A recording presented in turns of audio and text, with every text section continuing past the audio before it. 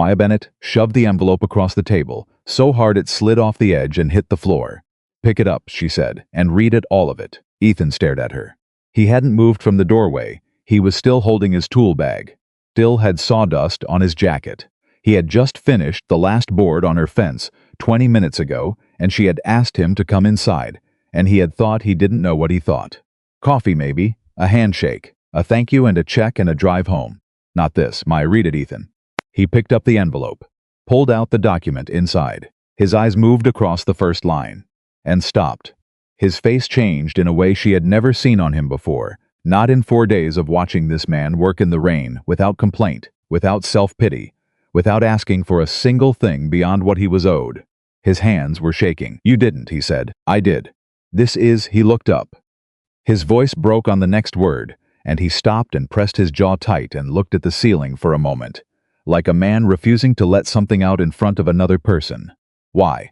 Maya looked at him steadily. "Because you fixed my fence," she said, when every other person walked away. He looked back down at the document, at his name, at what she had done. "You saw something worth saving," she said quietly. "So did I." The tool bag slipped from his hand and hit the floor, and Ethan Carter, a man who had not let himself be seen in 3 years, stood in a stranger's kitchen and had absolutely nothing left to say. Drop a comment with the city you're watching from. I want to see how far this story travels. And if it already has, you hit subscribe. You'll want to stay for every part of this one. The call came at 6:47 in the morning. Ethan was standing at the kitchen stove, one hand on a spatula, the other holding his phone away from his ear so Lucas wouldn't hear the crackling static from the bad connection. The eggs were burning. He turned the burner down without looking. "Mr. Carter." The voice on the other end was a woman's. Measured, careful, like she had rehearsed the sentence before dialing. "My name is Maya Bennett. I live on Maple Creek Road, the property at the far end, the one with the old white fence along the south side. Or what's left of it." A pause. "I got your number from Dale Hutchins at the hardware store. He said you were the best around for this kind of repair. I need someone to look at it. The storm last night took most of it down." Ethan pressed the phone closer to his ear. "How much of it?" Another pause. "Longer this time. All of it. I can be there by 9. "Oh," she sounded surprised, like she'd expected him to say no, like she was already braced for it. "Okay, thank you, Mr. Carter. Yes, thank you." She hung up. Ethan set the phone down on the counter and scraped the eggs onto a plate before they turned to rubber. Was that a job? Lucas appeared in the kitchen doorway, school backpack already on his shoulders, hair still slightly damp from his shower. 8 years old and already moving through the morning like a little professional. Ethan sometimes marveled at that, at how completely his son had absorbed every quiet survival skill they practiced together without ever being formally taught. New job, fence repair out on Maple Creek. The road that goes past the old mill? That's the one. Lucas sat at the table and picked up a fork. "Will you be home when I get back from school?" Ethan set the plate in front of him. "I'll be home." It was the promise he made every day. Some days it was harder to keep than others. But so far for 8 years, through things he didn't talk about, through nights that nearly broke him, he had kept it. Lucas ate his eggs without complaint. He didn't ask about the woman on the phone. He didn't ask what a fence job paid or how long it would take. He trusted his father completely, in the uncomplicated way that children trust the people who have never once let them down, and that trust quiet and absolute and entirely unearned by anything except years of just showing up was the one thing that kept Ethan Carter moving forward on the mornings when moving forward felt impossible. He washed the plate while Lucas ate. He packed the lunchbox. He checked that the homework from last night was in the folder inside the backpack. He did all of it automatically, the same way he had done it for 3 years, since Rebecca died efficiently, without waste, without self-pity, with the focused attention of a man who understood that the smallest details were often the only thing standing between a child feeling secure and a child feeling the full weight of everything that was missing. He did not think about the woman on the phone, not yet. He dropped Lucas at school at 7:55, waited at the curb until he saw his son push through the front doors, then drove south toward Maple Creek Road. The storm the night before had been real. He could see it in the aftermath, along the route-broken branches littering the shoulders, a smashed mailbox, tilting 45 degrees on Miller's Lane, a blue tarp Someone had thrown hastily over a damaged section of their roof that was now half pulled away by the wind. Rural Tennessee had weather like that sometimes in late October.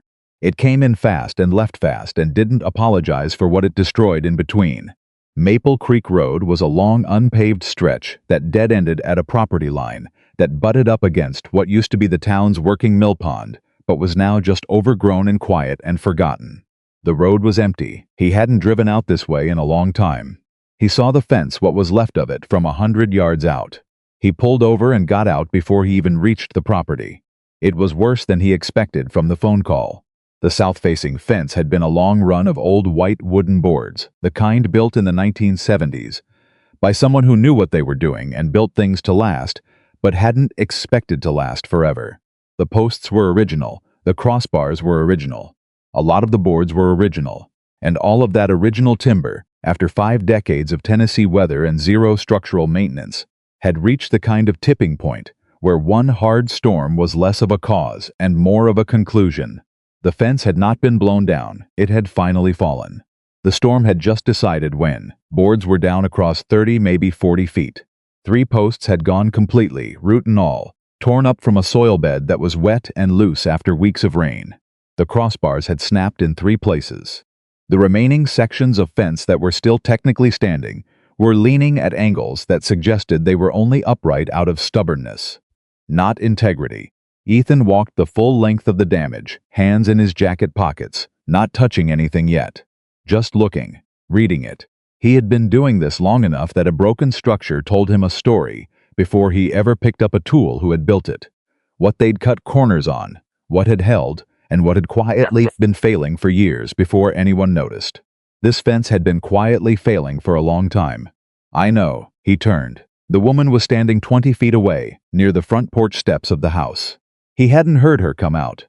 She was watching him with an expression he recognized, the particular combination of embarrassment and defensiveness that people wore when they already knew the verdict before the doctor delivered it. She was younger than her voice on the phone had made him expect. Early 30s, maybe. Dark hair pulled back under a knit cap that was slightly too big and had slipped to one side. She wore a canvas jacket over a thick flannel shirt and jeans with mud on the knees that suggested she had already been out here herself this morning, probably trying to assess the damage before he arrived. She was plus-size, broad-shouldered, full-figured, and she carried herself with the careful posture of someone who had learned to take up exactly as much space as was necessary and no more, like she'd spent years calibrating how much of herself was acceptable to show in public. "It's worse than I described," she said. She didn't apologize for that, just stated it. "I wanted you to hear the short version first so you'd at least show up." "That why you had to call from Dale's list?" Ethan said. "Other people turned it down?" Something tightened briefly around her eyes. 2 other contractors came out. One said the job was too involved for what I could pay. The other one didn't say anything, he just looked at it. Looked at me, and said he was booked. Ethan turned back to the fence. "He wasn't booked," no, Maya said. "He wasn't." There was a silence that wasn't uncomfortable. Ethan crouched down near the closest snapped post, examining where it had pulled from the ground. He could see immediately what he'd suspected from a distance: the base was rotten. Not on the surface, deep. The wood had been soaking up moisture for years because the drainage around the posts had never been properly graded, which meant every rain ran toward the fence line instead of away from it, and every year that wood got a little weaker, a little more hollow, until there was barely anything left holding the fence up except the memory of what it used to be. "How long have you owned the property?" he asked. 6 years. "The fence been like this when you moved in?" "The fence looked fine when I moved in." She walked closer slowly, stopping a few feet away and looking down at the post he was examining. "I knew it needed maintenance. I kept meaning to deal with it. She stopped. "Kept finding other things that needed attention first," Ethan said. She looked at him. "Yeah." He stood. "When I replace these posts, I'm not going to do it the way the original builder did. I'm going to grade the soil first, redirect the water flow away from the line. Otherwise, you'll put in new posts, and in another 5 years, you'll be standing here looking at the same problem. How much will that add to the cost?" "Nothing. It's part of the job." She stared at him. "The other contractors didn't." "I know." He went back to his truck to get his assessment notebook. He didn't start work that day. Not the real work. The first day was measurement, soil assessment, deciding what could be salvaged and what had to go. There was more to salvage than he initially thought. The crossbars at the far north end of the damage zone were still solid, old-growth timber, dense and honest, the kind of wood you couldn't buy new anymore. He marked those to be kept, cleaned, and reset. Everything else would have to be replaced. He sat in his truck during the lunch hour and called the lumber yard and priced out the job. Then he went back to the porch and knocked. Maya opened the door holding a dish towel. Behind her, the house smelled like brown sugar and warm yeast. "You bake," he said. "I own a bakery." A brief pause. "In town. Linfield Bread and Pastry." Another pause shorter. "We've been there for 11 years, I know it," Ethan said. "My wife used to." He stopped, adjusted. "The cinnamon rolls." On Saturdays, Maya looked at him steadily. She didn't press. "I have the estimate," he said, and handed her the folded paper. She took it and read it. He watched her face carefully, the way he always did when handing a client an estimate, reading the micro-expressions for the difference between, "This is more than I expected, and this is more than I have."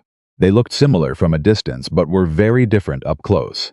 What he saw on Maya Bennett's face was the second one. She refolded the paper carefully along the same crease. "That's fair," she said. "Can I give you half now and half when the job is finished?" "That's fine," Ethan said. She went inside and came back with an envelope. He didn't count it in front of her. "How long?" she asked. 3 days if the weather holds. Maybe 4, she nodded. "I have to be at the bakery by 7 most mornings, so I won't always be here when you arrive. I'll leave the gate." She stopped and seemed to realize the gate was currently lying in the mud 30 feet away. For just a moment, something flickered across her face that was almost funny and almost wasn't. Ethan said, "I think I can manage." The corner of her mouth moved. Not quite a smile, something that had been a smile once and hadn't quite made it all the way back yet. "Thank you, Mr. Carter, Ethan." She looked at him for a moment, like the name was something she was deciding whether to use. "Ethan," she said, "I'll see you in the morning." He started on the posts the next day, before the sun was fully up. He worked the way he always worked, methodically, steadily, without hurry but without waste. He dug out the old rotten posts by hand, taking time to examine the soil at each hole, adjusting the drainage grade as he went. He set the new posts in properly mixed concrete, checked each one with a level, braced them while they cured. He cleared the debris from the fallen sections, sorted salvageable lumber from what was beyond use, stacked everything clean and organized along the property line. He had his radio in the truck, but he didn't play it. He worked in silence, and the silence suited him. He had not always been a man who preferred silence. There had been a version of himself not so long ago who filled the house with noise on weekends, music from the kitchen, the television on in the background, the comfortable ambient sound of a life that had another person in it. That version of himself had ended 3 years ago in a hospital room in Nashville, and what was left had reorganized itself quietly and efficiently around the needs of a small boy and the work of his hands, and somewhere in that reorganization, the need for noise had simply stopped. He missed music sometimes. He did not admit that to anyone. Around mid-morning, he heard a car in the driveway. He kept working, expecting Maya to emerge. But when he looked up, he saw an older model Honda that he didn't recognize. A woman he didn't recognize got out, looked around the yard briefly, frowned at the truck with the Carter Repairs magnetic sign on the door, and then went to the front door and knocked. No answer. Maya was at the bakery. The woman knocked again. Waited, looked over at Ethan. He raised a hand. She walked over. She was maybe 60, with the sharp eyes and dry directness of a woman who had stopped being polite about her time sometime around age 45. "You working for Maya?" "Yes, ma'am." "Is she here?" "No, ma'am." The woman looked at the fence damage, then at what Ethan had done so far, the 2 new posts already set and braced at the south end, the drainage channel he'd cut along the base of the line. Her expression shifted slightly. "Who'd you say you were?" "I didn't. Ethan Carter." "He kept working, and you?" "Sandra Holt. I'm on the town council." She watched him work for a moment. "The last 2 people who looked at this job walked away." "I know. Doesn't bother you?" Ethan set a post level, checked the bubble, held it. "People walk away from jobs for their own reasons. Not usually mine." Sandra Holt was quiet for a moment. "Then, Maya's been having a rough stretch. That bakery of hers it's been a hard couple of years." She paused. "She doesn't like people knowing that. Then I'll pretend I don't know it." Sandra looked at him for a moment with the expression of someone recalibrating an initial assessment. She mentioned she might try to sell the Millard Street property if things don't turn around by spring. That'd be a shame. That bakery's been part of this town for a long time. Yes, ma'am, Ethan said. He didn't say anything else, and Sandra Holt seemed to understand that he wasn't going to. And after a moment she went back to her car and left. Ethan worked through lunch. Lucas arrived at the property at 3:30. Ethan had arranged it beforehand. The school bus dropped Lucas at the end of Maple Creek Road. On the days when Ethan was working late, and Lucas walked the quarter-mile to wherever his father was. It was a system they'd worked out over the past 2 years, one that required Lucas to be more independent than most 8-year-olds, and that Ethan monitored carefully and worried about more than he let on. Lucas appeared at the fence line with his backpack and a look of focused interest. He set his bag down in the truck bed and walked the length of the fence inspection without being asked to, looking at each post, testing the new ones with both hands. "These are solid," he announced. "They should be," Ethan said. "What are those?" Lucas pointed at the drainage channels. Water was running toward the posts instead of away. Over time it rotted the wood from the inside. I redirected it. Lucas looked at the channels, then at the old post holes, then at the new posts. Working it through. "So the fence didn't just fall because of the storm?" "The storm was the last thing," Ethan said. "But it wasn't the first problem." Lucas was quiet, absorbing this. "Then, can I help?" "You can hand me boards when I ask." For the next 90 minutes, Lucas was the best assistant Ethan had. He didn't ask unnecessary questions. He didn't get distracted. He paid attention to what was needed before it was requested, and when Ethan asked for the next board, it was already in his hands. The front door of the house opened at 5:15. Maya came out, still wearing her apron, a dark green apron, with Linfield bread and pastry embroidered on the chest, and she stopped on the porch and looked at the fence. She was quiet for a long moment. "You did a lot today," she said. "Good conditions," Ethan said. Maya's eyes moved to Lucas, who was very carefully stacking the salvaged lumber Ethan had set aside. She watched him for a moment. "Is this your son, Lucas?" Ethan said. "He helps after school sometimes." Lucas looked up. "Hi." Maya looked at him with an expression that shifted slightly, something softening behind the careful composure she wore like a second jacket. "Hi, Lucas." She looked back at Ethan. "Have you two eaten?" There's leftover bread from today. Some soup I made this morning. I was going to heat it up anyway." "We're fine," Ethan said automatically. "Dad," Lucas said, in a voice so calm and so flat it was almost comical. "We had cereal for dinner last night." There was a silence. Ethan looked at his son. Lucas looked back at him with the expression of a person who feels no guilt whatsoever about what he has just said. Maya pressed her lips together in what appeared to be a genuine effort not to smile. "Soup's not any trouble," she said. "And I have cinnamon rolls left over that aren't going to keep until tomorrow." Ethan looked at the fence, then at Maya, then at Lucas, who was watching him with the patient stillness of someone who has already decided what the answer is going to be and is simply waiting for the adult to catch up. "Thank you," Ethan said. They ate at the kitchen table. The soup was chicken and white bean, and was the best thing Ethan had eaten in longer than he could clearly remember. He didn't say this out loud. He ate in the measured, unhurried way he did everything, and he watched Maya move around the kitchen and noticed the practiced efficiency of it, a person who had spent years cooking at volume, who knew where everything was without looking, who seasoned by instinct rather than measurement. Lucas ate 2 bowls of soup and 3 cinnamon rolls and talked to Maya about school with the open unself-consciousness that 8-year-olds had with adults they'd decided were safe. He told her about a project he was doing on Tennessee rivers. He told her that his teacher, Mrs. Olander, was very strict about handwriting, and that this seemed unfair in a world where everyone typed everything anyway. He told her that his best friend James had gotten a dog last weekend, and he was seriously considering asking his father for one, though he understood there would need to be a conversation about it.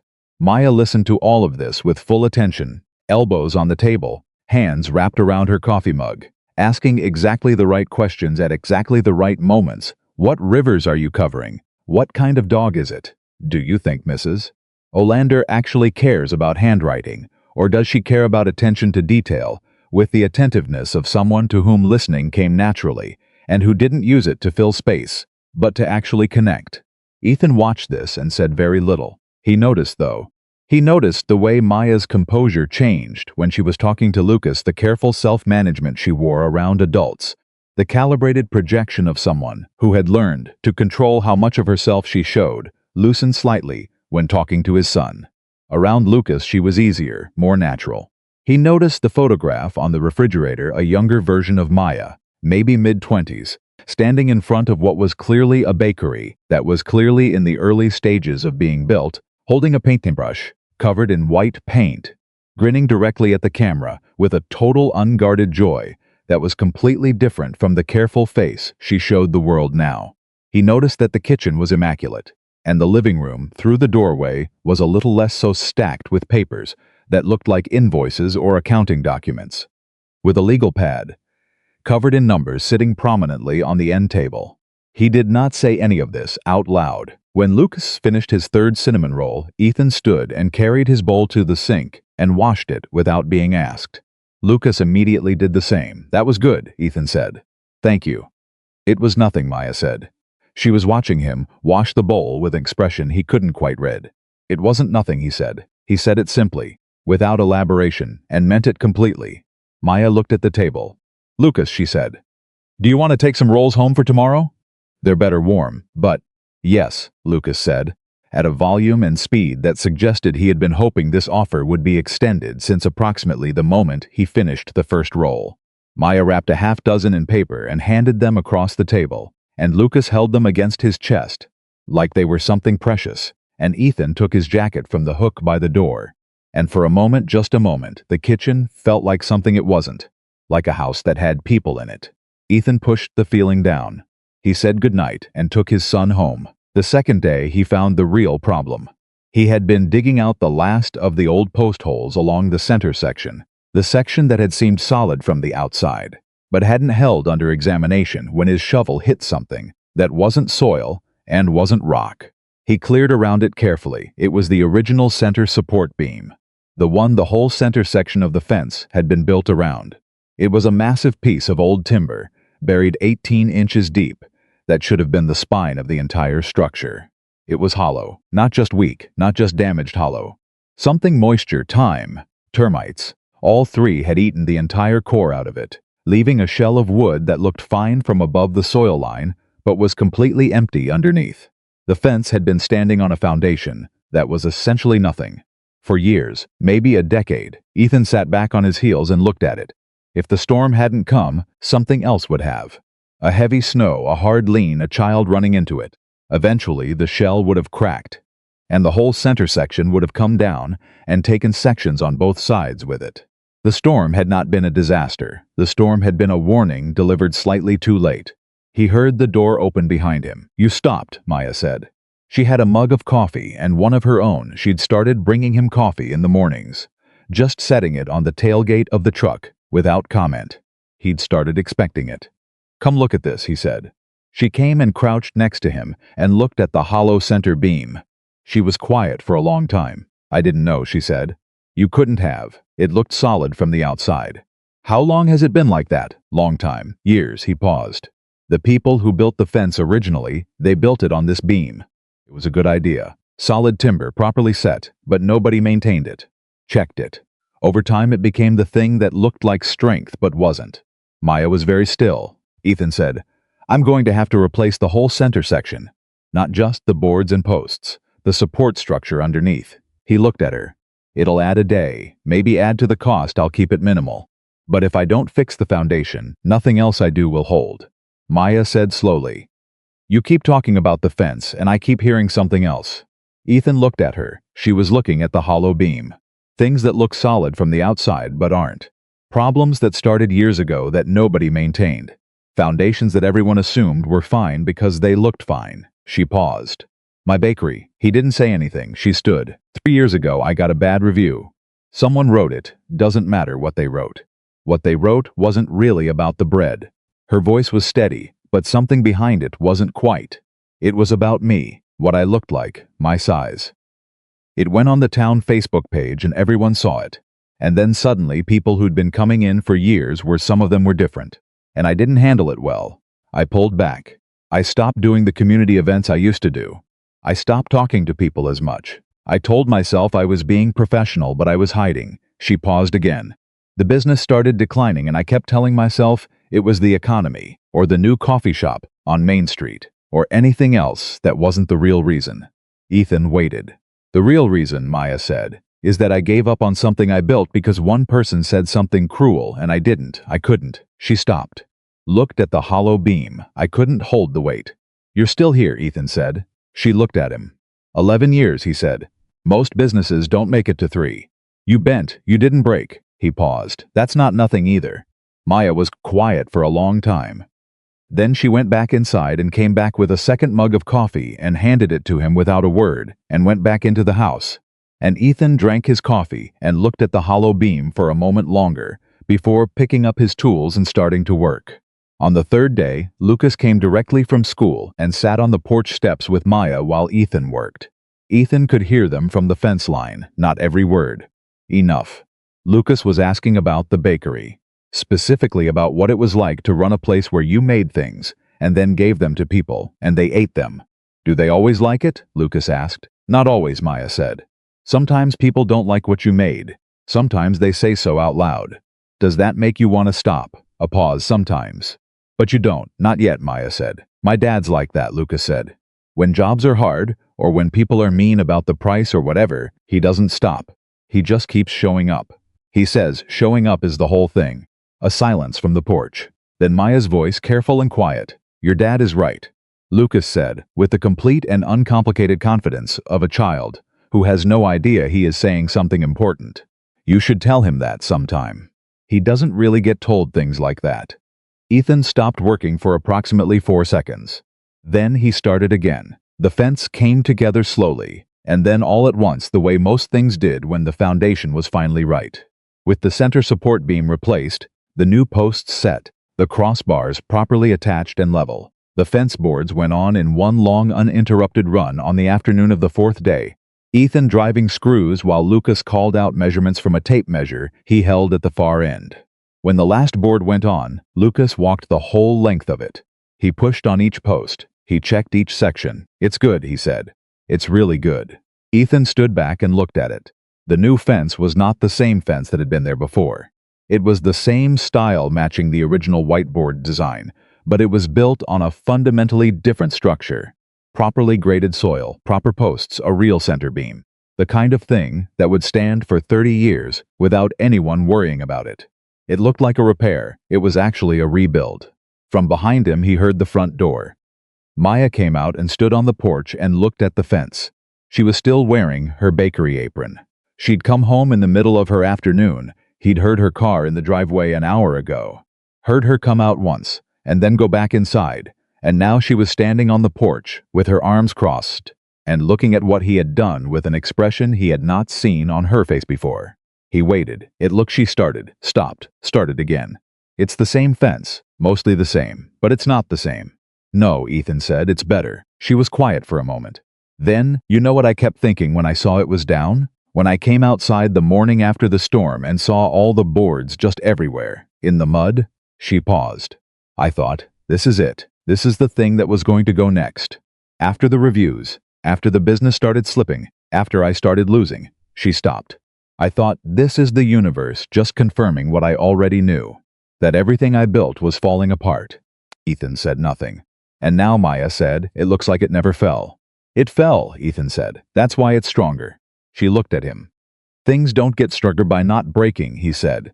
They get stronger by being rebuilt properly afterward. He paused. The old fence broke because nobody fixed the real problem. This one won't, because we did. Maya stood on the porch for a long moment, looking at the fence, and Ethan watched her, without watching her, the way he had learned to look at things sideways, through peripheral attention, when looking directly felt like too much. He watched something change in her, not dramatically, not the way things changed in movies, all at once, cleanly, with a musical cue underneath, just a small quiet change. Like a window opening in a house that had been shut for a long time. Like the first slow easing of tension from muscles that had been braced for so long they'd forgotten they didn't have to be. She uncrossed her arms. I'll get the second half of your payment, she said. No rush, Ethan said. She went inside. Lucas appeared at Ethan's elbow. He looked at the fence. He looked at his father. He said with the devastating clarity of 8-year-old perception, "She's going to be okay." Ethan looked at the fence. "Yeah," he said. "I think so." "You too?" Ethan was quiet for a moment. He thought about Rebecca, about the Saturday morning cinnamon rolls, about the kitchen that had smelled like brown sugar and had been full and warm, and that he had walked through this week, and that had felt, for the first time in 3 years, not like something he was trying to survive, but like something he was allowed to be inside. He didn't say any of that. He said, "We'll see." Lucas considered this. "That's better than no," he said. Ethan put his hand briefly on the back of his son's head, one of the few gestures of uncomplicated physical affection he still allowed himself, because it was natural and small and didn't require him to open anything up to the outside air. Then Maya came back through the door. She was holding an envelope, but she was also holding something else, a small cardboard box, wrapped with a piece of twine, that she carried differently from the envelope. Carefully, with 2 hands, like it was something breakable. She held out the envelope first. Ethan took it, and this she said, holding out the box. "This isn't part of the payment, you can say no." He looked at the box. "What is it?" Maya held it steady. "Open it." He took the box and pulled the twine loose and lifted the top. Inside, wrapped in white tissue paper, was a single cinnamon roll. Not a leftover, not yesterday's bread. This was fresh. He could smell it, could see the glaze still slightly liquid, could see that it had been made today, probably this afternoon when she'd come home. For that hour he'd heard her in the kitchen. It was the same cinnamon roll his wife used to buy on Saturday mornings. He knew it was the same because he had, without thinking, described it to Maya on the 3rd day, described how Rebecca used to drive 20 minutes each way to Linfield just for those rolls. Described the particular way the glaze was always slightly thicker on the left side because of the way the rack sat in the oven. Described Lucas eating half of one before they even got home. He had not realized in the moment that he was describing it in that much detail. He had not realized that she had been listening that carefully. He stood at the fence he had rebuilt, in the afternoon light, holding a cinnamon roll his dead wife used to love, and he did not say anything for a long moment. "I hope that's okay," Maya said quietly. She didn't look away. She met his eyes steadily, the way she did when she was saying something real and wasn't going to dress it up or take it back. "I just thought some things are worth remembering the right way." Ethan looked at the roll. He thought about foundations, about things that looked solid from the outside and weren't, about things that looked broken beyond repair and weren't. He thought about a woman on a porch with her arms crossed, braced against everything, and a woman who had just opened a window. "Thank you," he said, and he meant something much larger than the roll. That evening, Ethan drove home with Lucas in the passenger seat, and the cinnamon roll on the dashboard in its open box, still faintly warm.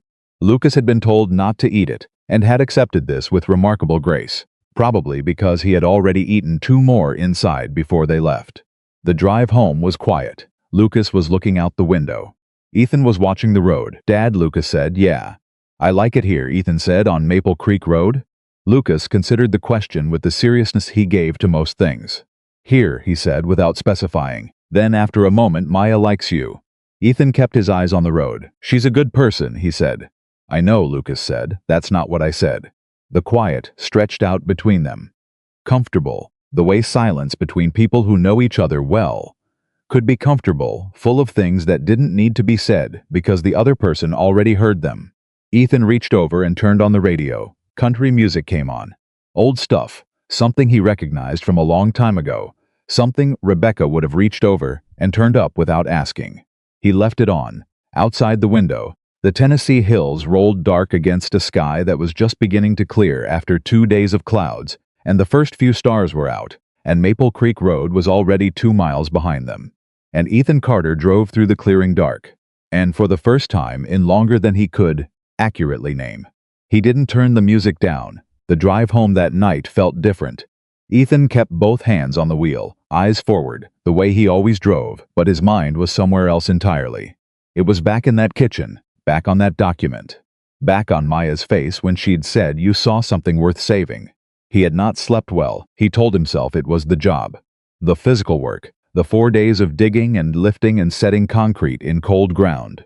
His back ached the way it always did after a hard week.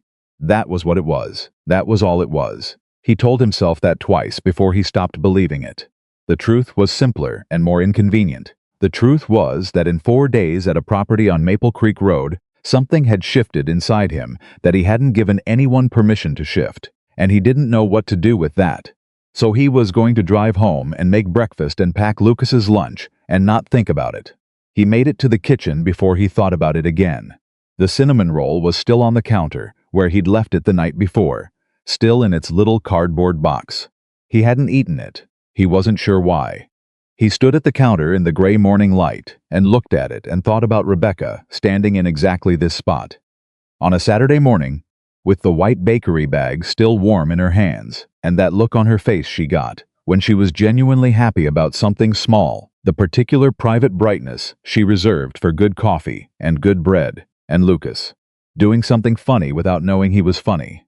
He closed the box. He made eggs. He was fine. Lucas came downstairs at 7, took one look at his father, standing at the stove, with that specific quality of stillness he'd learned to read over years of careful observation, and said nothing. He poured himself cereal, apparently not concerned about last night's cinnamon rolls as a dietary baseline, and sat at the table and ate and didn't ask questions. And Ethan was grateful, the way he was often silently and completely grateful for his son's instinctive understanding of when to push and when to simply be present. School drop-off was quiet. The drive back was quiet. Ethan sat in the empty driveway for 2 full minutes after he cut the engine, which was something he never did, and then he went inside and called the lumber yard to settle the last invoice from the Maple Creek job. And while he was on hold, he looked at his call log and saw Maya's number, and then put the phone face down on the table. He had 3 other jobs lined up: a roof repair on Alderton Road, a deck rebuild for the Hannigan family on the east side, a plumbing adjacent problem at the VFW hall that wasn't exactly plumbing, but was definitely something Ethan could handle, and nobody else had bothered to look at. He wrote all 3 in his scheduling notebook, and built out the week, and the week after that, and the one after that, and by the time he was done, the lumber yard had come back on the line, and he'd paid the invoice. And the morning was half gone, and he had not thought about the document in the envelope once. Except that was a lie. He'd thought about it the entire time. His name on a legal document. The repair business he'd been working under for 6 years, not 4, under, which was a distinction he'd never let himself examine too carefully because examining it would have required him to do something about it. And it was his. Not Rick Dolan's anymore. His he'd walked out on Rick 3 weeks ago.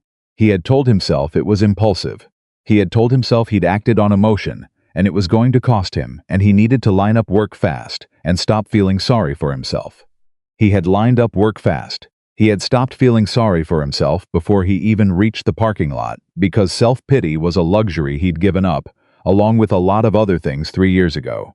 But the business itself, the actual registered entity, the contracts, the client list, the equipment loan he'd co-signed that Rick had been systematically underpaying while taking the full tax deduction. That was a problem he had not figured out how to solve. Until apparently Maya Bennett had solved it for him. Without telling him, without asking. He picked the phone back up and dialed her number. It rang 4 times and went to voicemail. He hung up without leaving a message, thought about it for 30 seconds, called back, and this time when the voicemail picked up, he said, "It's Ethan. I need to talk to you about, I just need to talk to you. Call me back when you can." He set the phone on the table. He stared at it. He picked up his notebook and went to look at the Alderton roof. She called him back at 12:17, while he was standing on someone else's roof, looking at missing shingles and calculating square footage in his head. He saw her name on the screen and stepped back from the edge and answered it. "Hey," she said. Her voice was different on the phone than in person, slightly more guarded, like she had more control of it when she couldn't see someone's face. "Sorry, I missed you. Tuesdays are crazy.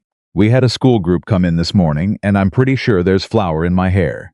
Maya. He didn't know how to start, so he just started. The document, the business. A brief pause. "Yeah. How did you even? Rick didn't tell me he was selling." "Rick didn't sell," Maya said. "Rick's business was in worse shape than yours.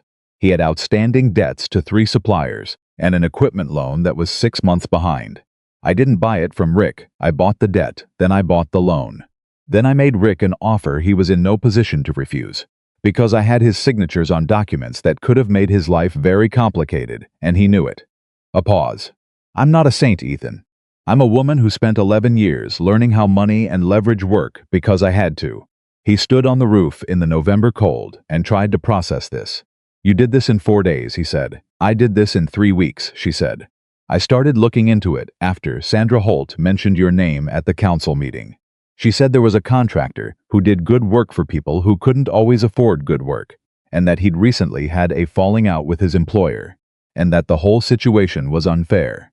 A beat. I had a conversation with Dale at the hardware store. Dale had a lot to say. Dale talks too much. Dale cares about people in this town, Maya said evenly. There's a difference. She paused. I looked into the business situation. I looked into Rick, and then you showed up at my fence, and you were exactly what everyone said you were, and I made a decision. Maya, he stopped. Started again. That's a lot of money.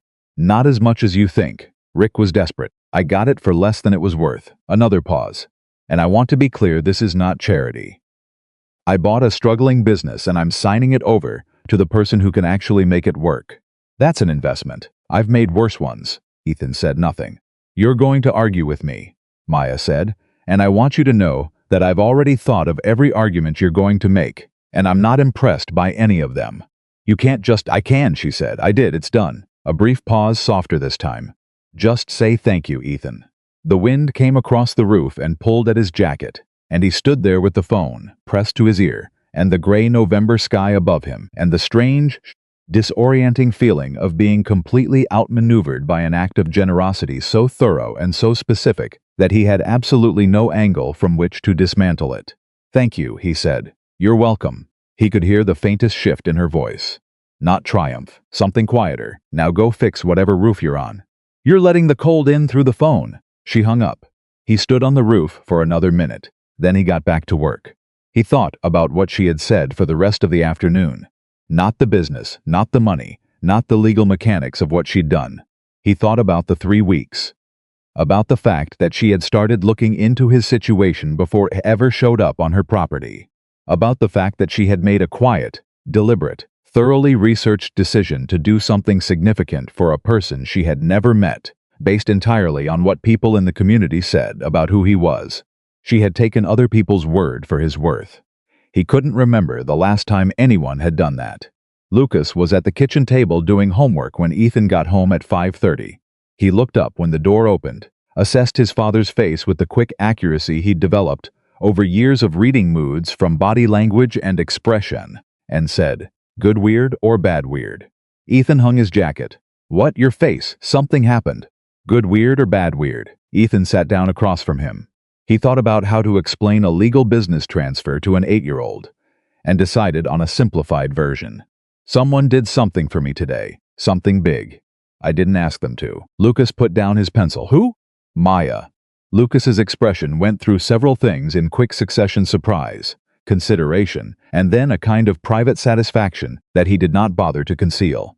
What did she do? She helped me with a work problem. A real one. Something I'd been trying to figure out for a while. Did you say thank you? I did. Lucas picked his pencil back up. Good. He went back to his homework. Then, without looking up, is she okay? Her bakery? Ethan looked at his son. What do you mean? She told me some stuff, Lucas said, still not looking up. When we were on the porch, she said the bakery was having a hard time. He paused. She said she wasn't sure how much longer. Ethan was very still. She told you that? She wasn't going to, Lucas said. But I asked her straight up, because you always say, asking straight is better than guessing. So I asked if the bakery was okay, and she didn't lie to me. She said it was complicated. He erased something, blew the eraser dust off the page. I think she's scared. But she doesn't want to look scared. Ethan leaned back in his chair. He sat with that for a moment. Then he got up and started making dinner, and while he stood at the stove, he thought about hollow fence posts and rotten fountains and things that looked solid from the outside and weren't. He thought about a woman who had just spent a significant amount of money giving him a future, while her own was quietly coming apart at the seams. He thought about the photograph on her refrigerator, the young Maya with paint on her hands and the completely unguarded joy on her face.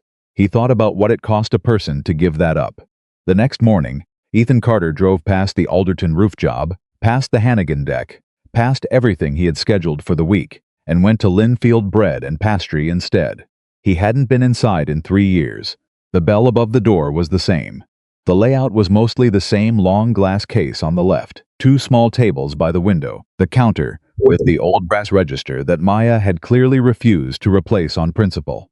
The smell was exactly the same, warm yeast and brown sugar and the particular richness of real butter used without apology.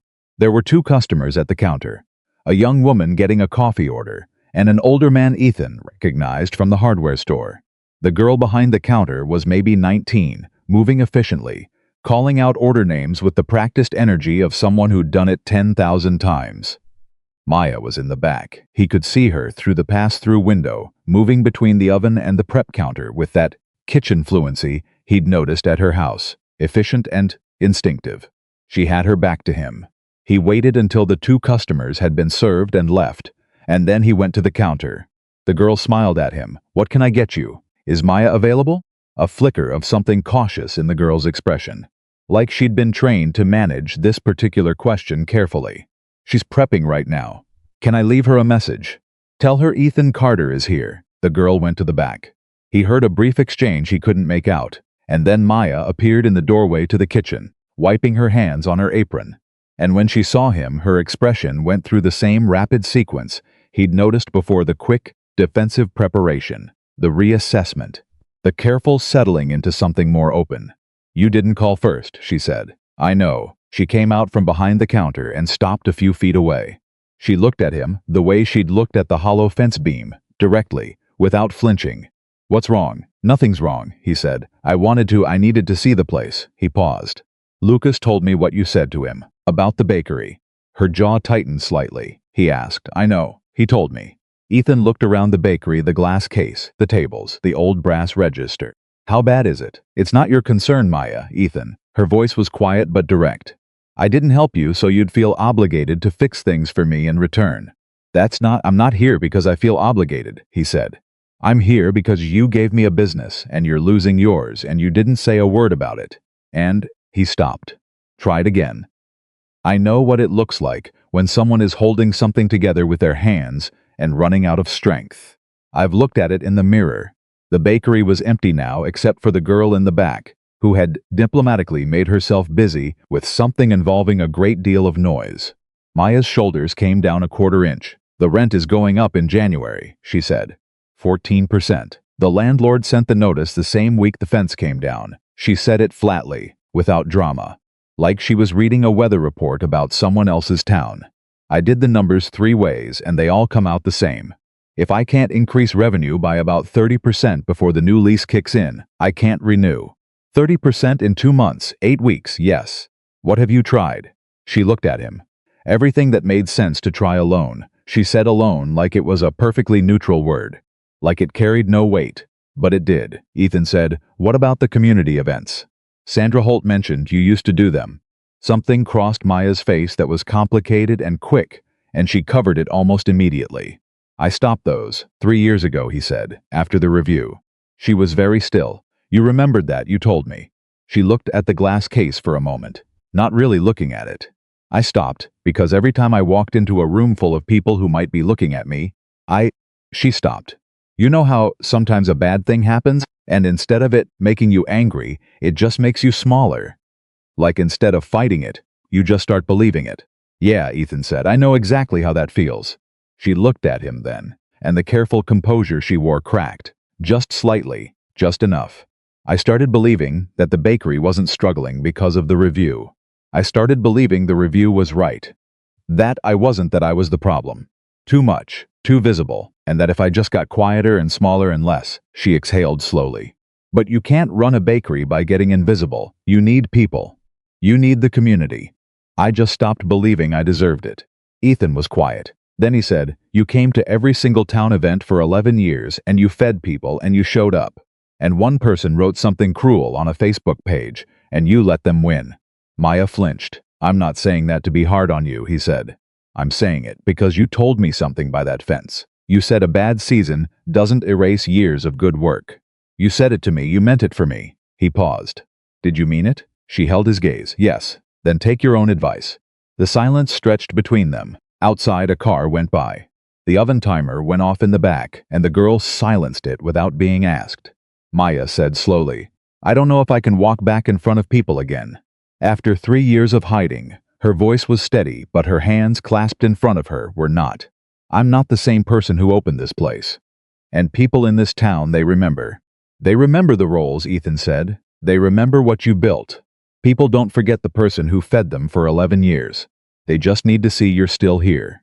Maya was quiet for a long moment. Then she said something he didn't expect. Come to the Founders Day market, she said.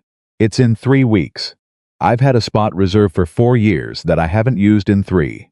She said it like she was making a decision out loud, the words ahead of the confidence. If I actually show up, will you? She stopped. Started again. Will you bring Lucas? He looked at her. You want us there, I need. She paused. I work better when someone's watching who actually cares how it goes. She said it bluntly. Without decoration, the way she said everything real. You notice things. And you don't pretend when something isn't working.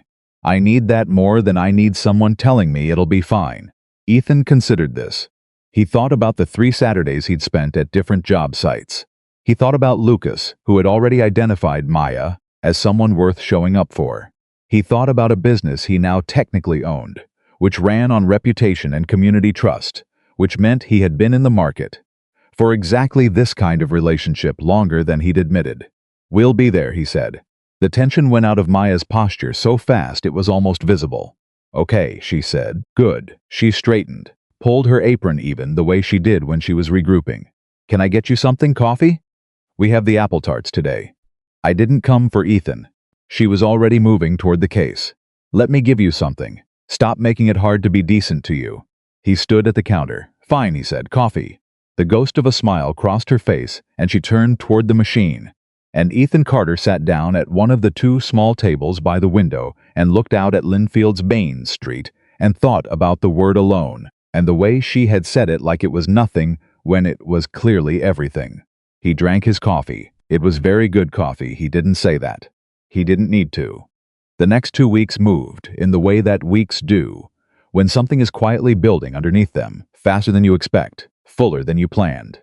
Ethan worked his scheduled jobs and 2 unscheduled ones and spent 3 evenings looking at the business documents Maya had transferred to him with the careful attention of a man who was terrified of misunderstanding something important.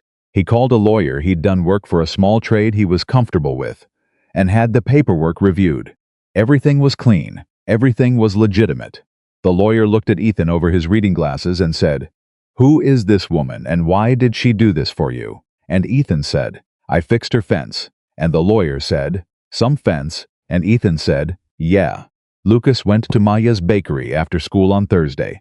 This was not prearranged. This was Lucas making a unilateral decision and informing his father after the fact, which prompted a conversation about independence and communication that Ethan handled calmly, and that Lucas accepted with the same equanimity he brought to most things. She had leftover croissants, Lucas explained. It would have been wasteful. That's not the point, she called you, Lucas said. So she knew where I was. The point is that you tell me. Before or after the croissants? Ethan looked at his son. Lucas looked back before, Ethan said, always before.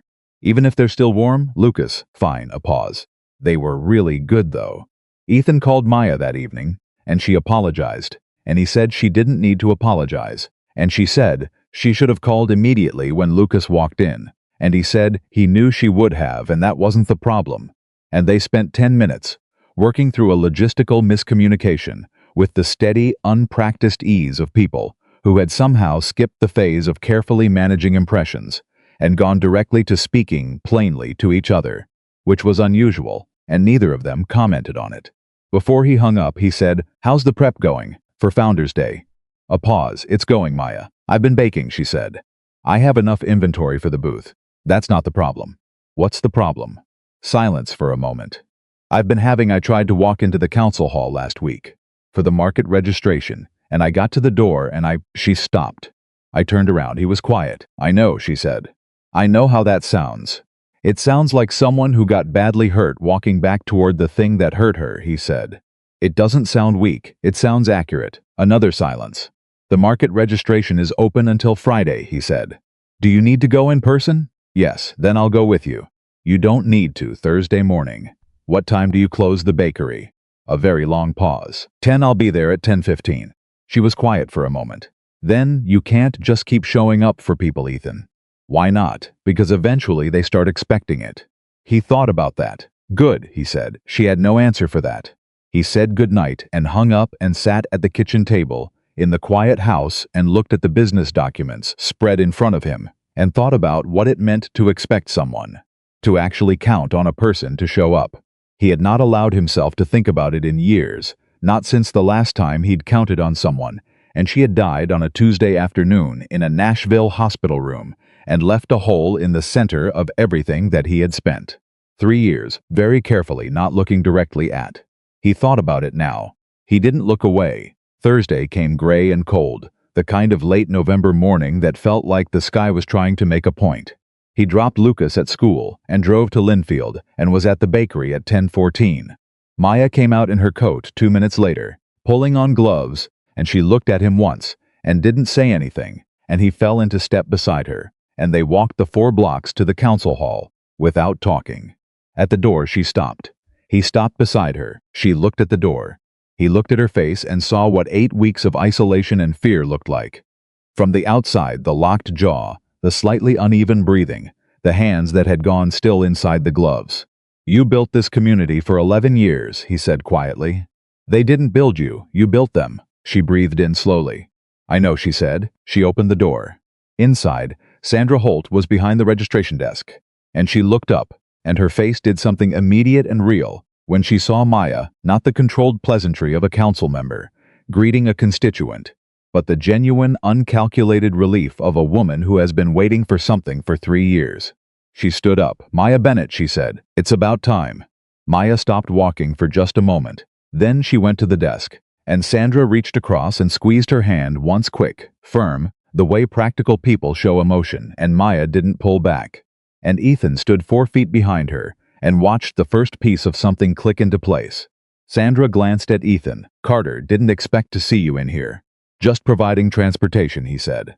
Sandra looked at him with the look of a woman who had been on a town council for 20 years and did not believe convenient explanations for a second. She said, and turned back to her registration form. The registration took 15 minutes. Maya signed her name with a pen that Sandra had to loan her because Maya had left hers at the bakery, which was such a specific small human detail that Ethan had to look at the wall for a moment. When it was done, Sandra stamped the form and gave Maya her copy and said, "Booth 12. Corner spot, good visibility. I saved it." Maya looked at her. "You saved it. Every year for 3 years, Sandra said. "I kept renewing it on the community fund because I knew you'd be back." A pause. "I just didn't know when." Maya pressed her lips together, nodded once, picked up her copy of the form. Outside, they walked back toward the bakery. The cold had gotten colder. She walked with her hands in her coat pockets and her chin up, and she looked different than she had an hour ago, not transformed, not fixed, but different in the way that a person looks different when they've done a hard thing and know they've done it, and haven't died. "Sandra saved the spot," she said, not to him specifically, just to the air. "People in this town see you," he said. "I stopped letting them." "You're letting them again." She was quiet for a block and a half. "Then, what if I show up at Founders Day and nobody comes to the booth? Then we figure out what to try next," he said. "But that's not what's going to happen." "You don't know that?" "No," he said. "But I know what you make, and I know this town, and I know that people are more forgiving than the worst version of us expects them to be." She glanced at him sideways. "The worst version of us," she repeated. "The version that hides," he said. "The version that decided what the verdict was before the evidence was in." They were in front of the bakery now. She stopped, looked at the window, display the tarts and the rolls and the hand-lettered sign that had been repainted recently. He could tell by the slight difference in the color of the letters at the bottom, where she'd run a little low on the dark green paint and hadn't quite matched it. She'd repainted the sign herself. He noticed everything. "Come in," she said. "I made something this morning. Maya, I have a job at Ethan." Her voice was even, but there was something in it. "Come in." He came in. She went to the back and came out carrying a plate with something on it. He didn't recognize a small pastry, slightly irregular in shape, dusted with powdered sugar, and something dark that turned out to be cardamom. "New recipe," she said, setting it on the table. "I've been working on it for 2 weeks and I need an honest opinion." He sat down, tasted it. She watched him, with her arms crossed and her expression carefully calibrated to reveal nothing, which revealed everything: the specific anxiety of a person who has made something real and is waiting to find out if it was worth making. "Well," she said. He looked at the pastry, then at her. "You should put this on the menu." The expression she'd been carefully controlling let go, all at once, just for a second. Real relief, real pleasure. The unguarded kind, the kind from the photograph on the refrigerator. Then she pulled it back together. "It needs adjustment on the cardamom ratio." "It doesn't." "It does, Maya. I have eaten a lot of mediocre food in 3 years and I know the difference. It doesn't need adjustment." She looked at him for a moment, something quiet in her eyes. "Okay," she said. "Okay," he said. They sat in the empty bakery in the mid-morning quiet, and outside the gray November street went about its business, and the oven in the back kept its low, steady heat, and the old brass register waited. And neither of them said anything for a while, and neither of them felt the need to. When Ethan left, he made it to the end of the block before he realized he was still thinking about the expression on her face, that one unguarded second of real feeling, the window opening, and he stopped walking for a moment on the empty sidewalk in the cold air and looked at the sky and thought, with the slow, honest clarity of a man who has been lying to himself about something for several weeks, that he was in serious trouble. Not the bad kind. He didn't know what to do with that. He started walking again. He was smiling, slightly, in a way he wouldn't have been able to explain to anyone who asked, and no one on that empty sidewalk asked. He drove to the Alderton job. He worked a full day. He came home and made dinner, and helped with homework, and read half a chapter of a book about Tennessee rivers to his son, before Lucas fell asleep. And the whole time, underneath all of it, quietly, and without permission, something that had been still for 3 years was moving again. He didn't try to stop it. He didn't know if he could have, even if he'd wanted to. Founder's Day was on a Saturday. Ethan knew this, the way he knew most things that mattered not from a calendar. But because Lucas had reminded him 4 times in the preceding week, including once at 6 in the morning on a Thursday, when Ethan was still half asleep, and Lucas had appeared in the doorway of his bedroom and said, with the calm urgency of someone conveying mission-critical information, 5 days. Ethan had said Lucas. Lucas had said, 5 days, Dad, and left. So he knew. He had told Maya they would be there. He had not told her what time. He figured early, before the crowd, before she had time to talk herself back into the version of herself that turned around at doors. He knew that version. He had lived adjacent to it for 3 years. The version that woke up with intention and arrived at the moment of action and found reasons, good reasons, logical reasons, reasons that felt like self-preservation to step back from the edge. He'd learned that the only way through it was to not give yourself the pause.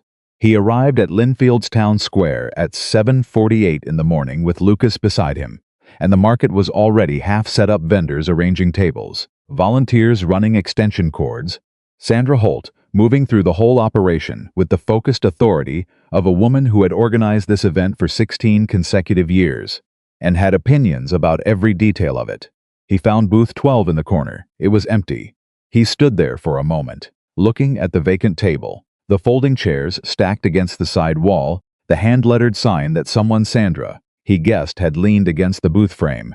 Linfield Bread and Pastry Est. 2013. She's not here yet, Lucas said. I see that. Is she coming? Ethan pulled out his phone and called her. It rang twice. I'm in the parking lot, Maya said without preamble. Her voice had that specific texture, tight, controlled, the careful steadiness of someone managing something difficult in real time. I've been in the parking lot for 20 minutes. He didn't say anything for a moment. How many boxes do you have in the car? He said. 8. Okay, stay there. We're coming to you. He and Lucas walked to the parking lot. Maya's car was backed into a spot near the far end, which told Ethan everything. She had chosen the farthest possible point from the entrance, the maximum distance between herself and the thing she was afraid of, while still technically being present. It was an 8-year-old's parking strategy dressed up in adult logic, and he recognized it completely. She was sitting in the driver's seat when they arrived. She saw them coming and got out, and she was wearing a dark green coat over her bakery apron, her hair down for once instead of under a cap, and she looked like herself, and she looked terrified, and she held herself with the rigid composure of someone who has committed to something and is now simply trying to outlast their own fear long enough to follow through. Lucas said immediately, "Your sign looks really good."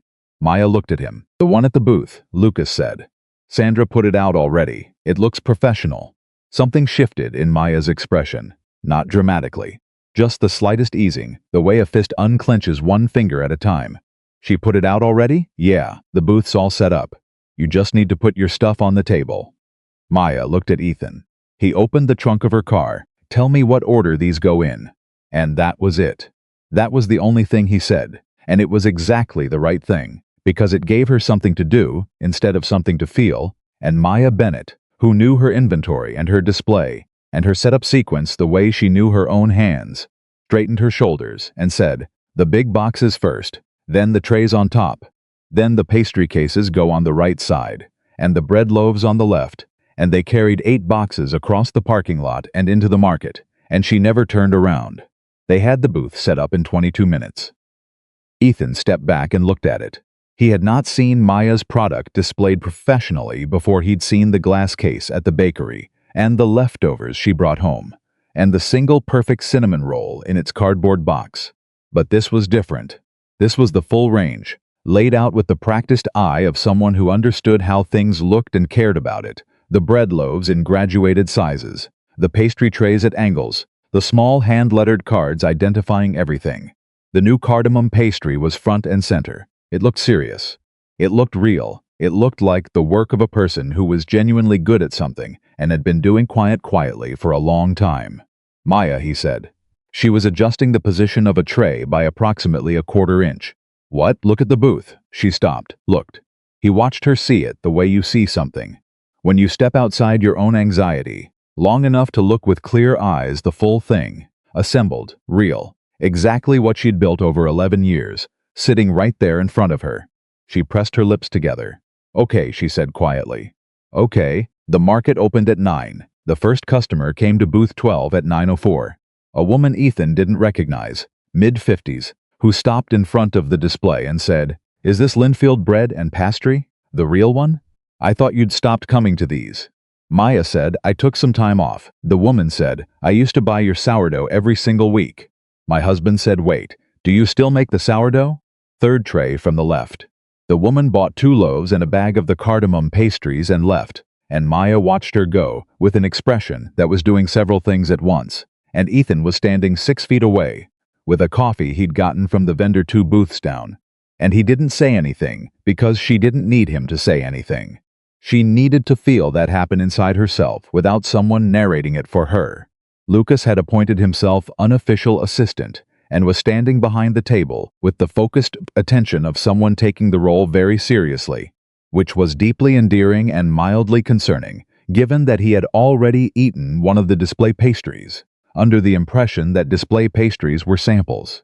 Maya had seen this happen and had wordlessly replaced the pastry, and given Lucas a look that communicated clear boundaries with complete good humor, and Lucas had given her the look of a person who understood the boundary and was at peace with having tested it. By 10:30, booth 12 had a line, not a massive line, not a line that stopped traffic, but a real, sustained, 4 to 6 person line of people who had seen the booth or heard from someone who had, and who were now standing and waiting, with the patient willingness of people who believed what they were waiting for was worth it. Ethan watched several of them recognize Maya, the slight double take, the moment of recalculation, and then, almost uniformly, the warmth, the genuine warmth of people who had missed something and were glad to see it back.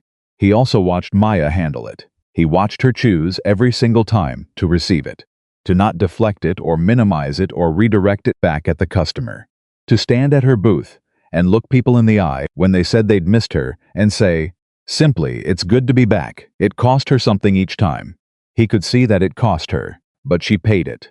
Around 11, Sandra Holt materialized at the edge of the booth with a clipboard and the expression of someone conducting a quiet assessment. She looked at the line, looked at Maya, looked at Ethan. "Doing well?" she said to Maya. "We're down to the last 4 sourdoughs," Maya said. Sandra made a note on her clipboard. "I'll put you in the corner booth again for the winter market. Same spot." She said it like it was already decided, which it was, because Sandra Holt did not make provisional decisions. "And I'd like to talk to you about the Spring Festival vendor coordination, if you're interested." Maya looked at her. Vendor coordination.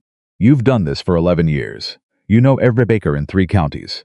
I need someone who can organize the food vendor section, so I stop getting calls from the pretzel booth and the empanada booth arguing about table proximity. She paused. It's a paid position, small but paid. Maya was very still for a moment. Then she said, I'm interested. Sandra nodded once, made another note, and moved on through the market like a ship that has completed a scheduled port stop and has other ports to make. Ethan looked at Maya. She was looking at her clipboard note. She's been trying to get me involved in the market committee for 2 years, Maya said quietly. I kept saying no. What changed? She looked up at him. There was something in her face he hadn't seen before, not the careful composure, not the guarded openness she'd been slowly allowing, but something clearer than both. Something that looked like herself. The woman in the photograph. You came to the parking lot, she said. He didn't have an answer for that. The line at the booth had grown to 7 people while they were talking, and Lucas was attempting to make change for a $20 bill, with the intense concentration of someone who has not yet mastered that specific arithmetic. And Maya turned away from Ethan and went to help him, and Ethan drank his coffee and watched booth 12 do its work. It was a good morning. It was a very good morning. And then, at 12:17, a man Ethan had never seen before walked up to the booth, and everything changed. He was in his late 50s, well-dressed in the particular way of men who have spent decades signaling their status through fabric, and fit a long coat, pressed trousers, shoes that had no business being at an outdoor market in late November. He was broad across the shoulders, silver-haired, and he carried himself with the automatic authority of someone who had never spent significant time in a room where he wasn't the most important person present. He stopped in front of the booth. He looked at the display for a moment. Then he looked at Maya. Something happened to Maya's face that Ethan had not seen before. Not the defensive composure she used for difficult moments.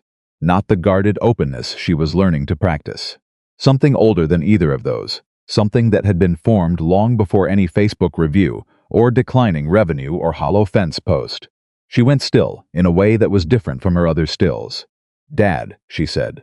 The word landed in the space between them, like something dropped from a significant height.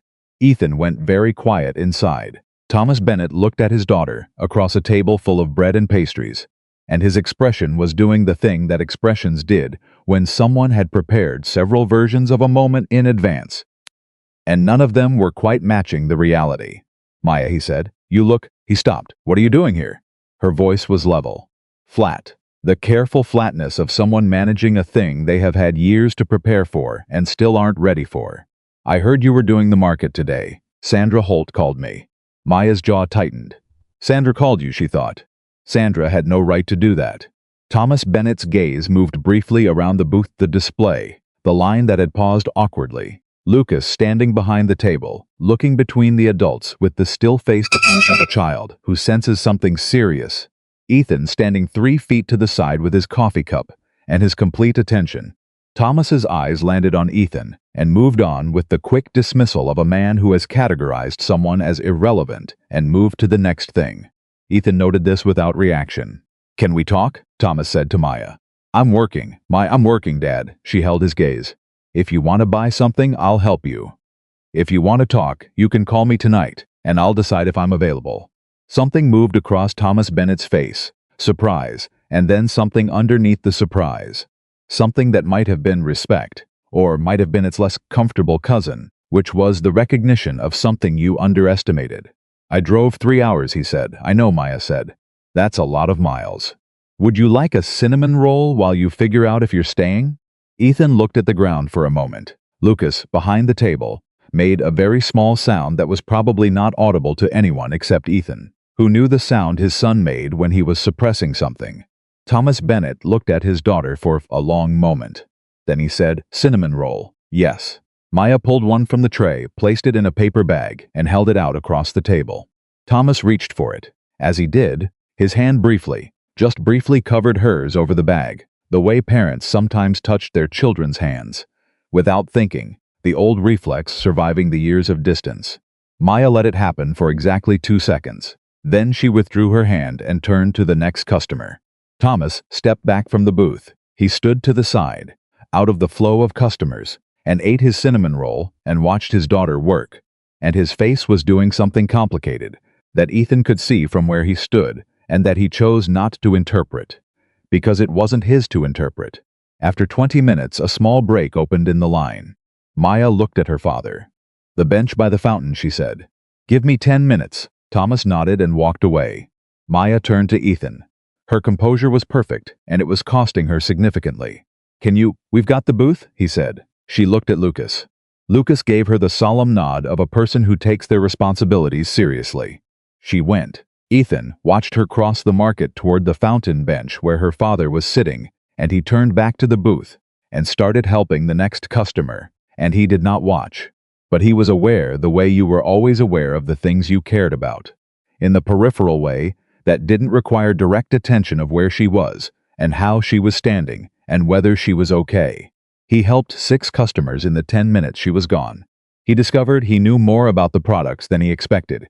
He knew the cardamom pastries were new, knew the sourdough was the best seller, knew that the apple tarts were made with local fruit from a farm 3 miles outside of town because Maya had mentioned it on the 3rd day of the fence repair. And he had apparently been paying very close attention. Lucas said under his breath, "Is that her dad?" "Yes." "He left? A long time ago, I think." Lucas was quiet for a moment, arranging a pastry tray with more focus than the task required. "That's hard," he said, not asking, stating. "Yeah," Ethan said. "It is. Did she ask him to come?" "No." Lucas thought about this. "Is she okay?" "She will be." Lucas accepted this and went back to the tray, and Ethan served the next customer, and the market kept its noise around them. Maya came back at 12:41. She walked directly to the booth, took her position behind the table, and helped the waiting customer with complete focused professionalism. Ethan watched her from the side, reading what he could. Her composure was intact, but something under it was different, not worse exactly. Shaken, the way a structure is shaken by something passing close by, but not structural. The foundation was still there. When the next pause came, he stepped close. "You okay?" She looked straight ahead at the market. "He wants to help," she said. "The bakery. He heard about the rent situation from someone I don't even know who told him, and he wants to give me money." A pause. "He's been trying to give me money for 3 years. Since the reviews, since things started going wrong. He shows up every few months and offers to fix it financially, and then disappears again before anything requires him to actually be present." Ethan said nothing. "It's not about the money," she said. "It never was. The money he wants to give me now, it would solve the problem. It would solve the rent problem and buy me 2 years to rebuild." She paused. "And I told him no." "Maya, I told him no," she said again, steadier. "Because what I need to rebuild is not something he can fund. And because if I take his money every time things get hard, I'll spend the rest of my life not knowing whether what I built actually worked, or whether he just kept underwriting it." She turned her head and looked at Ethan directly. "Does that make sense, or does it sound like I'm being stupid about something that could save my business?" He held her gaze. "It makes complete sense." "Even if I don't make the rent?" "Even then." She held his eyes for a moment longer, checking for something, the true reading, the honest one, not the comfortable one. She seemed to find what she was looking for, because she exhaled slowly and turned back to the market. "He's coming to the bakery on Monday," she said. "I told him if he wants to actually be in my life, we talk. We don't negotiate, we don't make arrangements, we talk." A pause. He said, "Okay, that's more than he deserved." "I know." She reached forward and straightened a pastry card that didn't need straightening. "But I'm tired of punishing him for the past when I could be making a different future. Even if it doesn't work. Even if she stopped. I'm tired of holding the old damage like it's the only thing I've got." Ethan was quiet. He thought about a photograph on a hospital wall. About 3 years of Saturday mornings without the bakery bag. About the music he'd started leaving on. "Yeah," he said. "I know what you mean." She looked at him, then really looked. The way she did sometimes. Quick and complete, like she was seeing something she hadn't planned to see. She didn't say anything. Neither did he. The afternoon moved. The market stayed busy. They sold out of sourdough completely by 1:30, sold out of the apple tarts by 2, ran low on the cinnamon rolls by 2:45.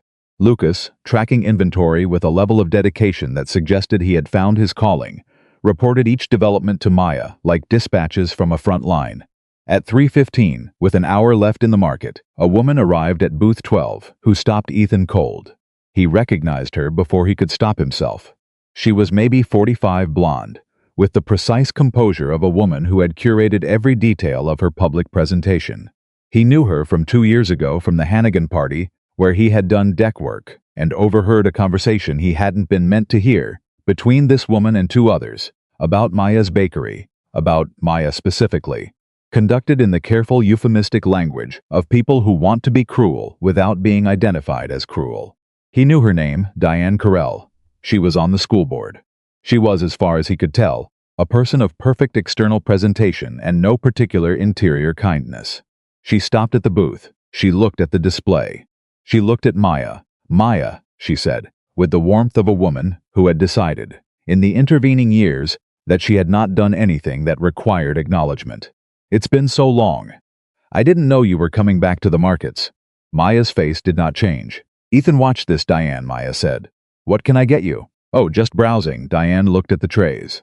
"Everything looks wonderful," although she paused, with a small tilt of her head.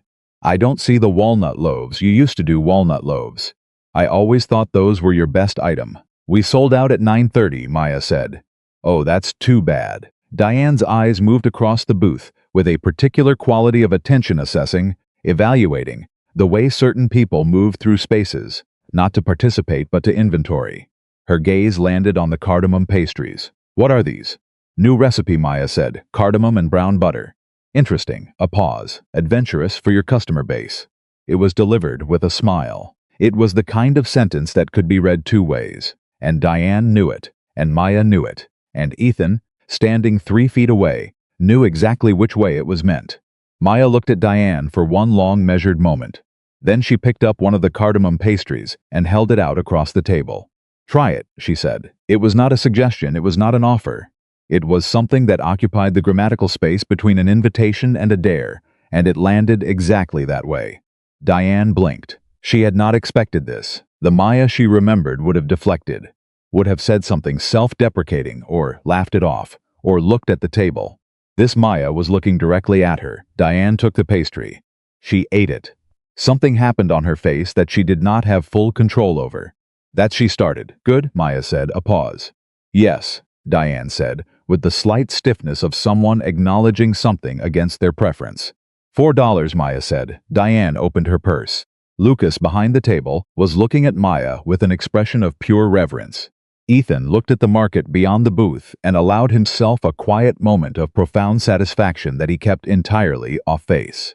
Diane left with her pastry in a bag and nothing else to say. When she was gone, Lucas leaned toward Maya and said, in a low voice, "That was the most incredible thing I've ever seen."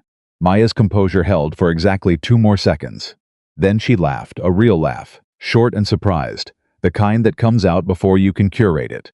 She covered her mouth with one hand and looked at Lucas, and the laugh kept going for a moment, and it changed everything in the booth, like a window had opened. Ethan looked at his son. Lucas looked back at him, with the expression of a person who knows he has done something right, and is comfortable with that knowledge. The market closed at 4. They broke down the booth in reverse order from the setup, Maya directing, and Ethan and Lucas executing, and by 4:30 the car was loaded, and the folding table was back in the storage tent, and booth 12 was empty again. Maya stood at the empty booth frame for a moment, looking at where the display had been. 37% above my best previous market day, she said. Ethan stopped. I kept track, she said. She held up the sales notebook, an actual small paper notebook with the day's numbers running in 2 columns. I always kept track. It's how I know where I stand. 37%, he said. The cardamom pastry accounted for 11% of that, which is insane for a first outing of a new item. She paused. You were right about the cardamom ratio, I know. She looked at him. You don't have to look, so I know, he said again. She shook her head, but it was the kind of headshake that went with the beginning of a smile. Lucas appeared with the last box and looked between them. Are we getting food? He said. Because I helped a lot today and I think that deserves food. You ate 4 pastries, Ethan said. I also made change correctly at least 6 times, Lucas said. Maya said, come to the bakery. I'll make grilled cheese and soup and you can both sit down without working and I can sit down without working and we can just... She stopped, looked at the empty booth. I want to do something normal after a big day. I always used to make soup after the market. She paused. I stopped that too. We're in, Lucas said before Ethan could answer. Ethan looked at his son. Lucas was already picking up the box again. They ate grilled cheese and tomato soup at the kitchen table in the bakery's back room, which was a space Ethan hadn't been in before, smaller and warmer, and more personal than the front of the shop, with a small table that fit 3 people exactly, and old cookbooks stacked on a shelf, and a window that looked out on the alley and caught the last hour of afternoon light. Maya ate her soup and talked about the market, about what had sold and what hadn't, about the customer who'd ordered 12 sourdoughs for next weekend, about Sandra Holt's offer and what it would mean to be involved in the spring festival. She talked with the energy of someone who had been holding things in for a long time and was rediscovering what it felt like to have them out in the open. And Ethan listened and asked the right questions.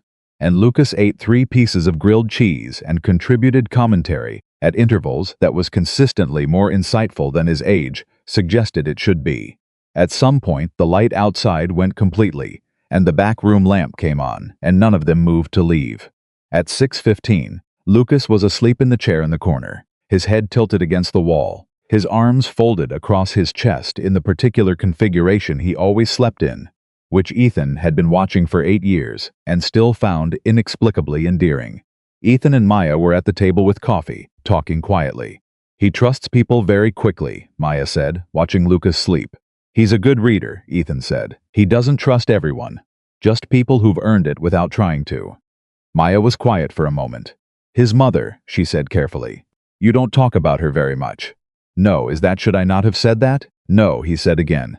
He looked at his coffee. "Her name was Rebecca. She died 3 years ago. Ovarian cancer, 14 months from diagnosis to," he stopped. "She was 33. She was the better version of most things I am." He paused. "She would have liked you." Maya held very still. "She was direct," he said. "She didn't waste time on things that didn't matter. She was kind in the particular way where it felt like a decision rather than a default." He looked up. "She made good decisions." Maya was watching him. "I haven't said her name to someone new in a long time," he said. He paused. "You start protecting the memory because you're afraid of what happens to it if you bring it out. If you handle it too much." He looked at the table. "But Maya told me something once." She tilted her head slightly. She said, "Carrying the past with love is different from being trapped in it." He paused. "Didn't say it to me directly, but I heard it." Maya said nothing for a moment. "Then I didn't say it like that." "No," he said. "But that's what you meant." She looked at her coffee. Outside, the alley was completely dark now, and the back room was warm, and Lucas slept in the corner chair, and Ethan Carter sat across the table from a woman who had rebuilt his fence and his business and was, without either of them having explicitly agreed to it, in the process of rebuilding something else, something he had boarded up and graded the soil away from, and told himself was better left alone. He was not afraid of it. That was the surprising thing. He had expected to be afraid when this moment came because he had known, from the sidewalk outside the bakery 2 weeks ago, that something was moving inside him, and he had known it would arrive somewhere, and he had expected the arrival to feel like the edge of something dangerous. It didn't. It felt like a door opening in a house he thought he'd lost the key to. "Ethan," Maya said. "Yeah, what are we doing?" He looked at her across the small table in the small warm room, with his son asleep in the corner. "I don't know exactly," he said. "But I don't think either of us should be in a hurry to name it." She held his gaze. "That's careful. I'm a careful man." "I know." She looked at Lucas. "He's not careful." "No," Ethan said. "He makes up for both of us." Maya looked at her coffee. Then she said quietly, "I haven't felt like this about anyone in a very long time. And the last time I did, it didn't." She stopped. "I'm not good at the part where you let someone in and then hope they stay." "Neither am I," he said. "We're probably terrible at it." She looked at him. Something that was definitely a smile, trying not to be one. "Terrible," she agreed. "We should probably be very cautious," he said. "Very," she said. Neither of them moved. Lucas shifted in his chair, resettled, didn't wake. Ethan looked at Maya. "I'll be at the bakery Tuesday morning," he said. 7:30. "I want to look at that storage room ceiling you mentioned. The one with the water damage." Maya blinked. "You're going to fix my ceiling." "I'm going to look at it first, and then fix it." "Probably." She looked at him for a long moment. There was something in her eyes that was complicated and complete and entirely real. "You're going to keep showing up," she said. It wasn't a question. "That's the plan," he said. She looked at the table. "Okay," she said, quietly. The same word she'd used in the bakery, after the cardamom roll, when he'd told her it didn't need adjustment.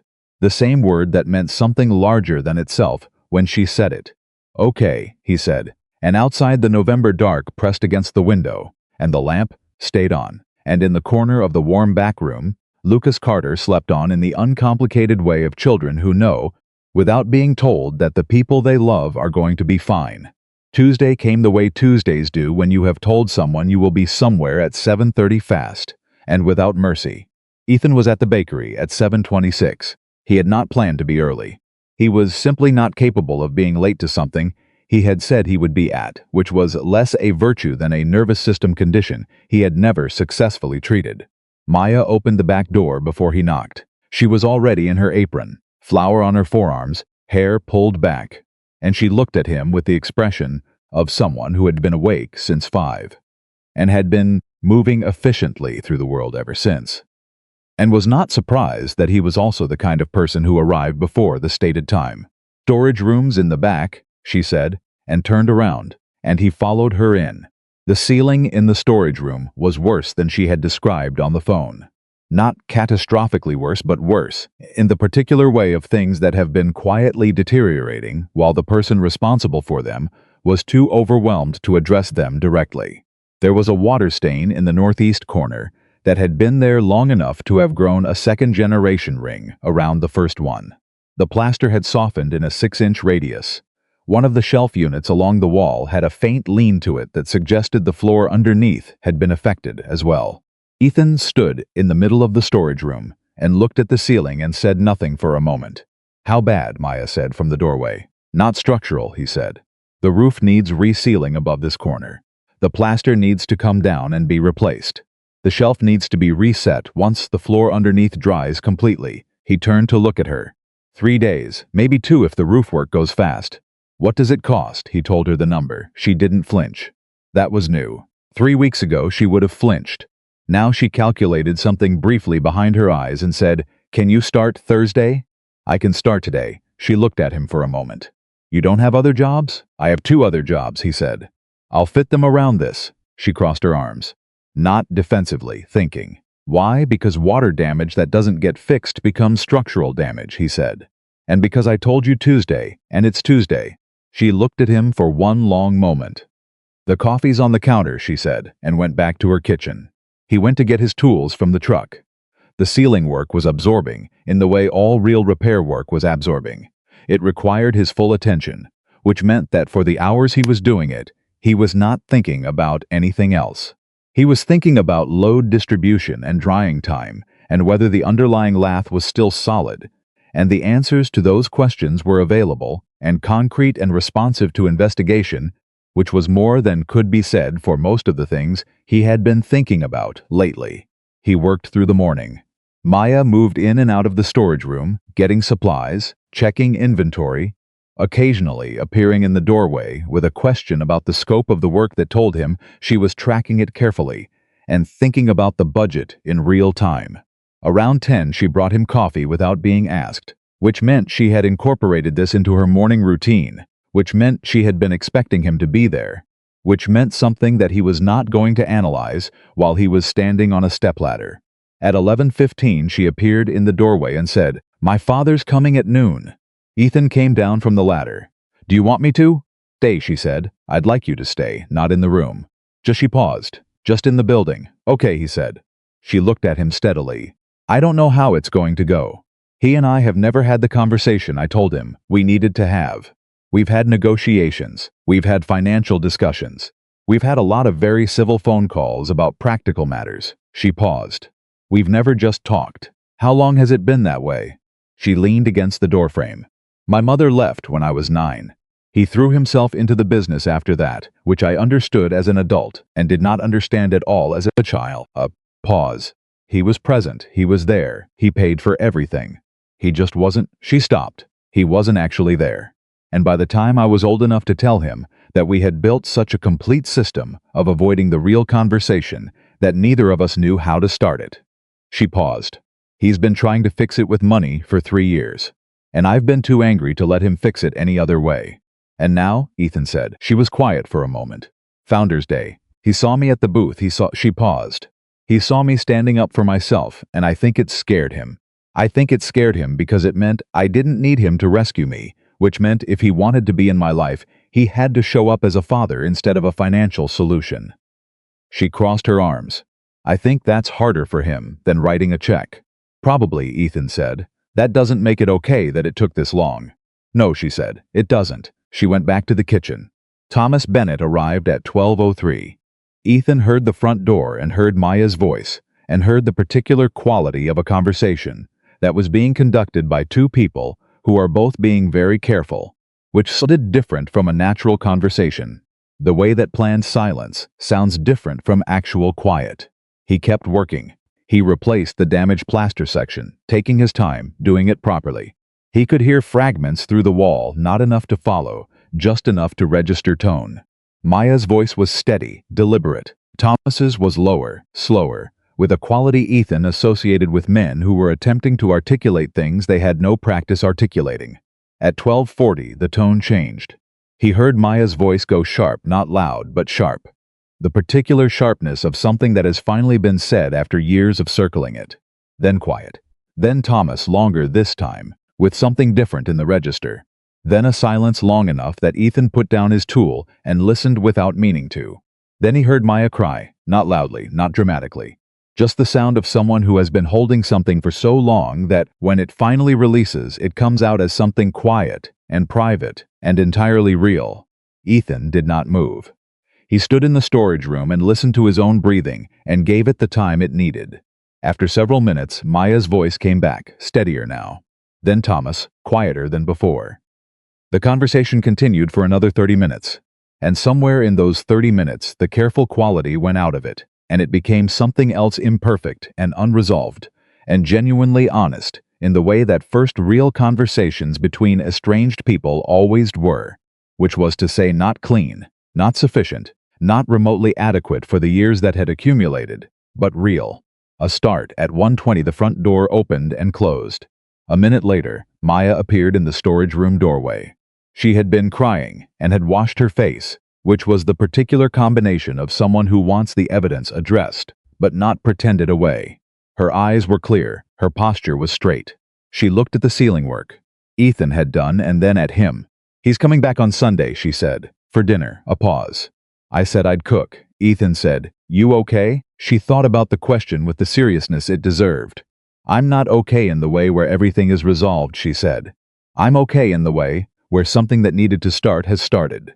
She looked at the ceiling. He cried, she said quietly. My father, who I have never once seen show any emotion in 58 years of living, sat in my bakery and cried. She paused. He said he knew, when he saw me at the booth on Saturday, that he had waited too long. That if he waited anymore, he was going to miss me entirely. She was quiet for a moment. He said he couldn't afford to miss me entirely. Ethan listened. I don't know if we can fix it, she said. What was lost? I don't know if there's enough time or enough goodwill or enough... She stopped. But I told him I was willing to try, and he said he was willing to try. And that's more than we've ever said before. That's enough for today, Ethan said. She looked at him. You don't have to fix everything in one conversation, he said. You just have to make the next one possible. Maya was quiet. You sound like someone who knows about this, she said. He went back to the ceiling. I know about a lot of things that need to be repaired slowly, he said. She was quiet for another moment. Then she went back to her kitchen, and he finished the plaster section, and neither of them needed anything more to be said for the rest of the afternoon. That evening he was late getting home. Lucas had been at a friend's house after school, which meant pickup was at 7, which meant dinner was late, which meant Lucas ate cereal for the second time in recent memory, and lodged a formal protest that was delivered with the calm of a union representative who has done this before. We need to talk about dinner planning, Lucas said. Lucas, Ethan said, I'm just saying, a schedule, a rotation, something with protein. I've been working. I know, I'm not criticizing. A pause, I'm flagging a concern. Ethan looked at his son across the kitchen. Lucas looked back. I'll do better, Ethan said. I know you will, Lucas said, and ate his cereal without another word, because he had made his point and saw no need to belabor it.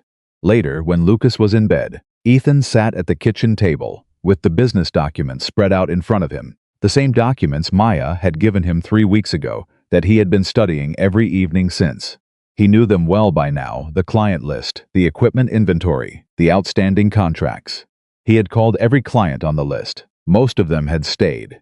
3 had moved on, which was expected, and 2 of them had come back. After Ethan explained that the business had new ownership and a different standard of operation, which was more than he had expected. The business was viable, it was lean, and it was going to require work, and there were 3 months before it would be genuinely stable, but it was viable.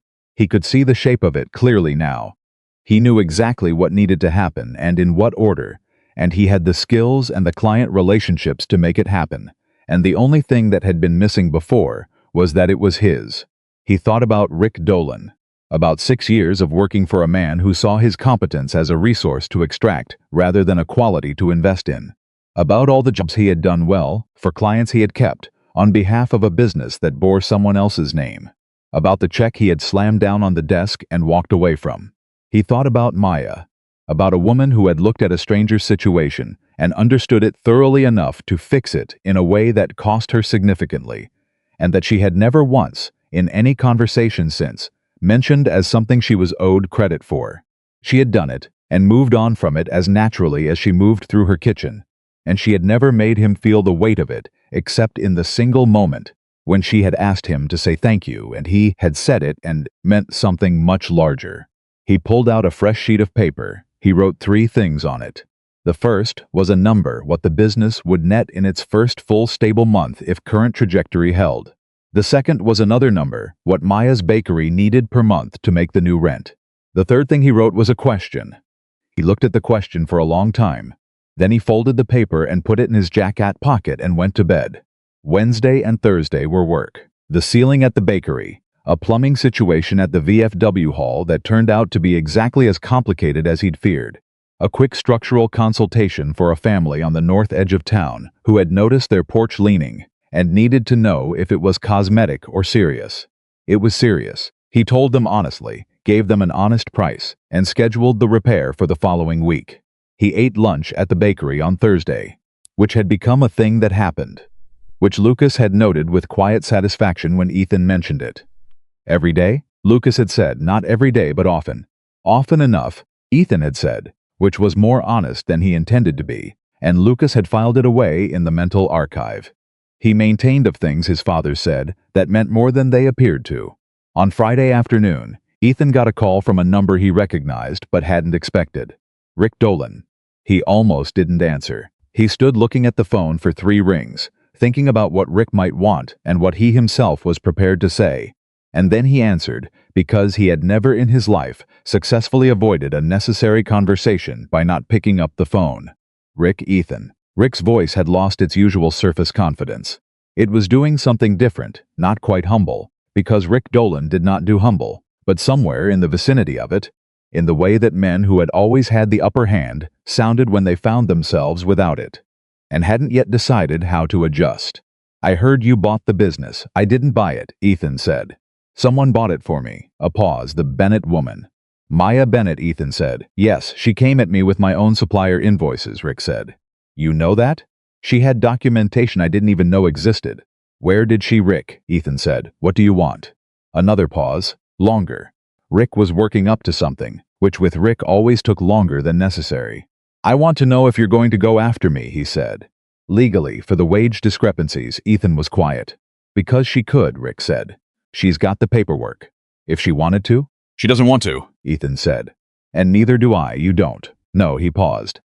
I want you to understand something, Rick. I walked out of that office because I was done. Not because I wanted to destroy you. Because I was done giving my work to someone who didn't value it. He paused. I'm not interested in your destruction. I'm interested in my business. A silence. She's good, Rick said finally, not admiringly. The way someone says a thing when they are still processing, having been outmaneuvered. The Bennett woman. She is, Ethan said. Don't call this number again unless it's about something we owe each other contractually. Which it isn't. He hung up. He sat in his truck for a moment. Then he drove to the bakery. Maya was closing up when he got there, turning off the display lights in the glass case, going through the end-of-day routine with the efficiency of someone who had done it 10,000 times. She looked up when he came in. Rick called me, he said. She stopped what she was doing. What did he want? To know if we were going to come after him legally. She watched him. I told him no, Ethan said. Is that? That's right, she said immediately. That was always right. I never wanted his blood, Ethan. I wanted you to have what you deserved. Those are different things. He nodded. She went back to the closing routine. He called you the Bennett woman, Ethan said. She looked up. He said you were good, he said. He didn't mean it as a compliment, but it came out as one anyway. Something moved across her face that was wry and self-aware, and entirely herself. Good, she said. He should be confused about his own feelings. It serves him right. Ethan sat down at the counter. She set a coffee in front of him without asking. He had been going to leave. He had stopped in to tell her about the call, and then leave. That had been the plan. The plan lasted approximately as long as the coffee took to land on the counter, which was 3 seconds, and then he was sitting, and she was on the other side, finishing her closing tasks, and they were talking, the way they talked now, without preamble, without the careful management of impression, in the direct and honest way of people who had run out of reasons to perform for each other. She told him about a large order that had come in 20 loaves for a company event in December, the biggest single order she'd had in 2 years.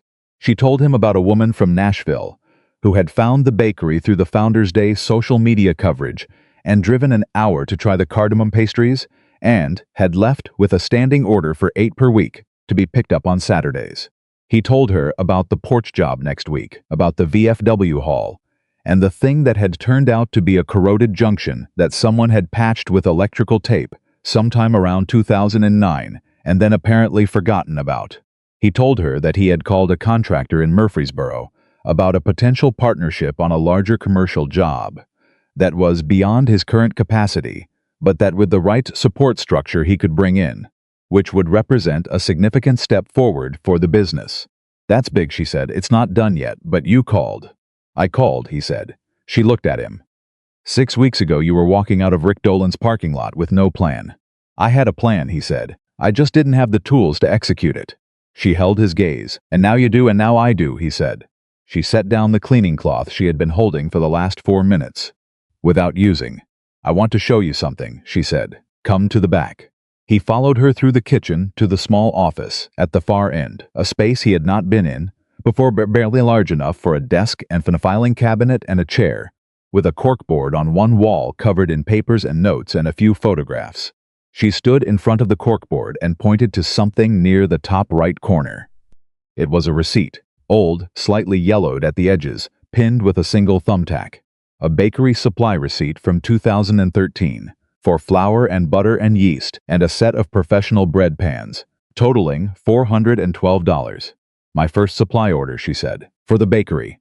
I was 23 years old, and I had borrowed $400 from my college roommate, and I drove 40 minutes to the restaurant supply warehouse because they were cheaper than the local store, and I loaded it all in my trunk myself, and I cried the whole drive home because I was so scared. Ethan looked at the receipt. I kept it because I needed to remember, she said. When things were good, I needed to remember how scared I was and how I did it anyway. And when things were bad, she paused. When things were bad, I needed to remember that I had been that scared before, and the bakery had still happened. He looked at the corkboard. Next to the receipt was a photograph, not the one from the refrigerator, a different one. A slightly blurry image of the bakery's first display. Products arranged on a folding table because the glass case hadn't been installed yet, and young Maya standing beside it with her arms at her sides, and an expression that was trying to look professional and failing beautifully because the excitement kept breaking through. Next to that was a piece of paper with a handwritten list. He looked closer and realized it was a list of names, 24, maybe more each with a date next to them.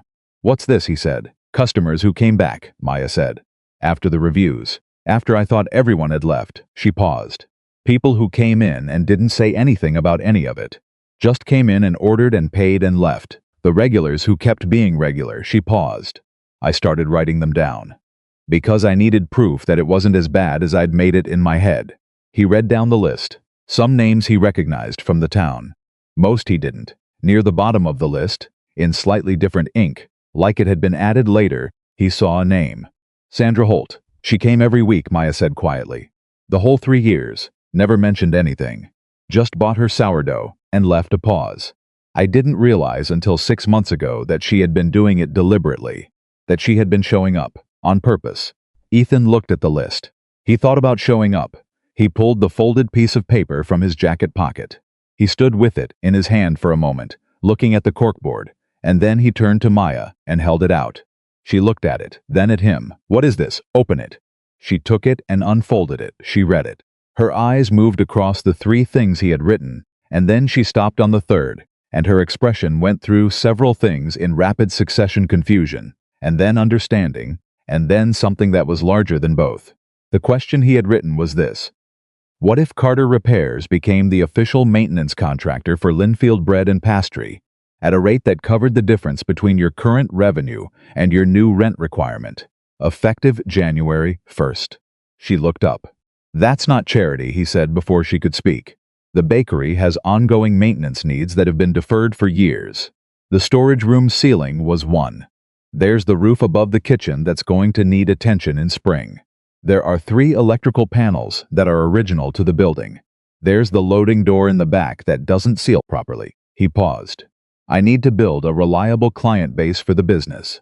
A commercial account with an established business with regular scheduled maintenance is exactly the kind of anchor contract that makes a repair business stable." He paused. "It's a business arrangement." Maya was still looking at the paper. "It solves your rent problem," he said. "It stabilizes my client base. Both businesses benefit." He said it evenly, factually, without the tremor of anything personal, anywhere near the surface of his voice, which was one of the better acting performances of his adult life. She looked at him. He waited. "It's also," she said, slowly, "an excuse to keep showing up." He held her gaze. "Yes, it's also that." She looked back down at the paper. "You wrote this last night," she said. "Not a question." "Yes, and you didn't call me about it first. You drove over here and handed it to me directly." "Yes, because you knew if you called I could say no on the phone, and that would be the end of it." He said nothing. "Ethan Carter," she said. Maya. She looked at the paper for another long moment. Then she took the pen from the desk behind her and wrote something at the bottom of the paper and handed it back to him. He looked at what she had written. She had written yes. Both things he looked up. She was watching him with the particular expression she had when she had said something completely real, and was waiting to see what he did with it. He folded the paper. He put it back in his jacket pocket. "I'll have a contract drafted by Monday," he said. "I'll have coffee ready at 7:30, she said.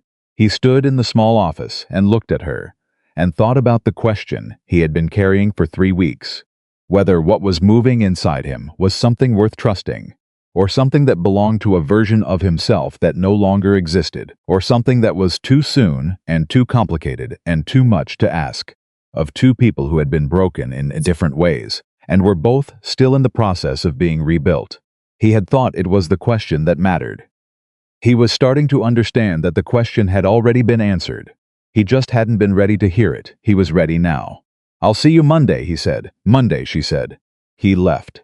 He sat in his truck outside the bakery and looked at the building, the lit window at the front, the hand-lettered sign in the dark green paint, the faint warm light from the back where Maya was finishing her closing routine. And he thought about 11 years, of someone building something real in a town that sometimes noticed, and sometimes didn't, and sometimes was actively cruel, and still she had kept building. He thought about Lucas saying, on the first day, "She's going to be okay." He thought about himself on the sidewalk 2 weeks ago, smiling in the cold air, trying to figure out what to do with something that was already happening. He started the truck. He drove home. He was not smiling now. He was doing something quieter than that, something steadier. The particular interior stillness of a man who has been carrying something heavy for a long time, and has just, in one small moment in a small back office, set it down long enough to see what was underneath. What was underneath was not absence. What was underneath was still there. He picked Lucas up from the Hendersons at 7 and drove home in the dark, and while he heated up the dinner, he had actually planned, this time not cereal, a real dinner, chicken and rice and the green beans Lucas tolerated under protest. His son sat at the kitchen table and watched him with the quiet attentiveness he had inherited from somewhere and used constantly. "You're different," Lucas said. "I had a good day," Ethan said. "Different than that," Lucas said. Ethan looked at him across the kitchen. Lucas held his gaze with the complete calm of a person who has already arrived at the conclusion and is simply waiting for the adult to catch up. "You should tell her," Lucas said. "Whatever it is you've been not saying." Ethan turned back to the stove. "I'm working on it," he said. Lucas seemed satisfied with this. He ate his dinner, including the green beans, without protest, which was the clearest sign Ethan had ever received that his son was in a genuinely good mood. And he did his homework and he went to bed at 9. And Ethan sat at the kitchen table afterward in the quiet house and took the folded paper from his jacket pocket and opened it. Yes, both things. He looked at it for a long moment.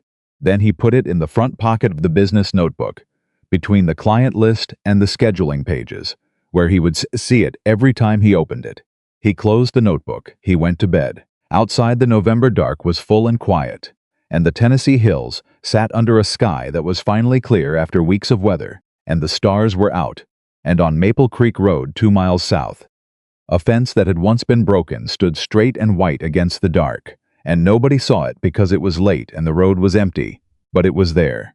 It was there. And in the morning, Ethan Carter would be at the bakery at 7:26, and Maya would have the coffee on, and Lucas would be at school counting down to something he had already decided was going to be good. And somewhere in town, Thomas Bennett was sitting in a motel room thinking about Sunday dinner and what it meant to not be too late. And Sandra Holt was already awake, because Sandra was always already awake, and the cardamom pastries were going to sell out again by noon. And in the back office of a bakery that had been built on $412 and fear and 11 years of showing up, there was a corkboard on the wall. And at the bottom of a list of names written in 2 colors of ink, tomorrow there would be a new entry. Ethan Carter, date November, reason showed up. December came in cold and fast and without apology. The kind of cold that got into the walls of old buildings and stayed there. The kind that made every repair job Ethan took on reveal 3 additional problems the moment he opened up the first one. He was busy in the way that felt sustainable for the first time in years, not the desperate busy of a man scrambling to cover what someone else was taking from him, but the real busy of a man running something that was actually his, building something that would still be standing in 10 years if he did it right. Carter Repairs had 4 active contracts by the first week of December. The Linfield Bread and Pastry Maintenance Agreement was signed and filed. The commercial partnership with the Murfreesboro contractor was in final negotiation. He had hired one part-time assistant, a 22-year-old, named Dev, who had good hands and better instincts, and who listened when Ethan explained why something was done a particular way instead of just waiting for the instruction to end. He was going to be good. Ethan could see it already. Lucas had been informed of Dev's existence and had immediately decided that Dev needed to know about the Tennessee River Project, which was now in its second phase, and had expanded to include a hand-drawn map that took up most of the kitchen table on weekends. Dev had received this information with the sincerity it deserved and had contributed 3 facts about the Duck River that Lucas had not previously encountered, which had elevated Dev to a status in Lucas's hierarchy that most adults took months to achieve. The bakery was different in December, not transformed, not magically recovered, but different in the way that things were different when the foundational problem had been addressed, and the repair was actually holding steadily, quietly, measurably better. The standing Saturday order from Nashville had become 2 standing Saturday orders. The company event loaves had led to a catering inquiry for a December corporate breakfast, which Maya had taken carefully and delivered perfectly. The cardamom pastries had a wait list, which was a sentence that still visibly surprised Maya every time she said it out loud. Thomas Bennett had come to Sunday dinner. He had come the following Sunday as well, and the one after that. Ethan knew this because Maya told him. In the direct and efficient way, she reported things that mattered not with excessive detail, not with performed casualness, but with the honest accounting of a person who had decided he was someone she could tell real things to. She told him the dinners were hard and improving. She told him her father had started asking questions instead of making offers, which was different and better, and took getting used to. She told him that on the 3rd Sunday Thomas had brought a photograph of Maya's mother from before she left, a photograph Maya had never seen, and had set it on the table and said quietly that he thought she should have it, that it wasn't fair for him to be the only one who had it. She told Ethan this on a Tuesday morning in the back room of the bakery, with her coffee going cold in her hands, and when she finished, she was quiet for a moment, and then she said, "I keep waiting for him to do something that confirms he hasn't changed, and he keeps not doing it." "That's what change looks like," Ethan said. "It's not a moment. It's the accumulation of all the times someone doesn't do the old thing." She looked at him. "When did you get wise?" "I had a good teacher," he said. She looked at her coffee. "Who?" she said. "Woman I know," he said. "Runs a bakery, relentlessly honest, makes good cardamom pastries." She smiled, not the careful almost smile, the real one. The one from the photograph. He had been seeing it more often. He had not told her yet. The thing he had been not saying, that Lucas had identified with his particular precision and told him directly to address. He had not told her because there was a version of telling her that felt right, and a version that felt like pressure. And he needed to know the difference before he opened his mouth, because this was not a thing he was willing to get wrong. He was still working on the version. The third week of December brought two things Ethan did not expect. The first came on a Monday. He was at the bakery for the weekly maintenance check, the systematic walkthrough of everything that needed attention, the kind of regular professional assessment that caught problems early and prevented the accumulation of deferred damage that had nearly broken the building in the first place. He had been doing it for 6 weeks. It took about an hour. Maya usually left him to it because she had the morning rush to manage, and he worked through the checklist quietly and efficiently and left her a written report that she read at closing time and kept in a folder on her desk. He was checking the back loading door. The seal was still imperfect, cold air still finding its way in through the bottom left corner, when he heard the front door and then a voice he recognized. Diane Carell. He went still. He couldn't see her from where he was standing. He could hear her clearly enough. "I wanted to talk to you," Diane said. Her voice had a quality he had not heard in it before, not the careful, pleasant cruelty of the market booth, but something less composed, more effortful, about the Founders Day post, the one that went up on the community page. Ethan moved quietly toward the kitchen doorway, where he could hear better without being visible. Maya said, "What about it?" "I left a comment," Diane said. "You probably saw it." "I saw it," Maya said. Her voice was neutral. Ethan had not heard about a comment. He waited. "I want you to know," Diane said, "that what I said at the booth, that day, about your customers, I know how it sounded. I've known for a long time how things I say sound, and She stopped. "I was one of the people who shared the original review. 3 years ago, the negative one." A pause. "I didn't write it, but I shared it. And I've told myself for 3 years that sharing wasn't the same as writing, and that I didn't say anything that wasn't already out there, and that She stopped again. "I've been telling myself a story that made me the person who just passed something along instead of the person who decided it was worth spreading." The bakery was very quiet. "I came to the booth at Founders Day," Diane said, "because I wanted to see if you were back. And when I got there, when I saw what you'd built and how you handled yourself," she stopped. "I was ashamed of myself. I bought the pastry because I didn't know what else to do, and I needed something concrete to do with my hands." A pause. "The comment I left on the post.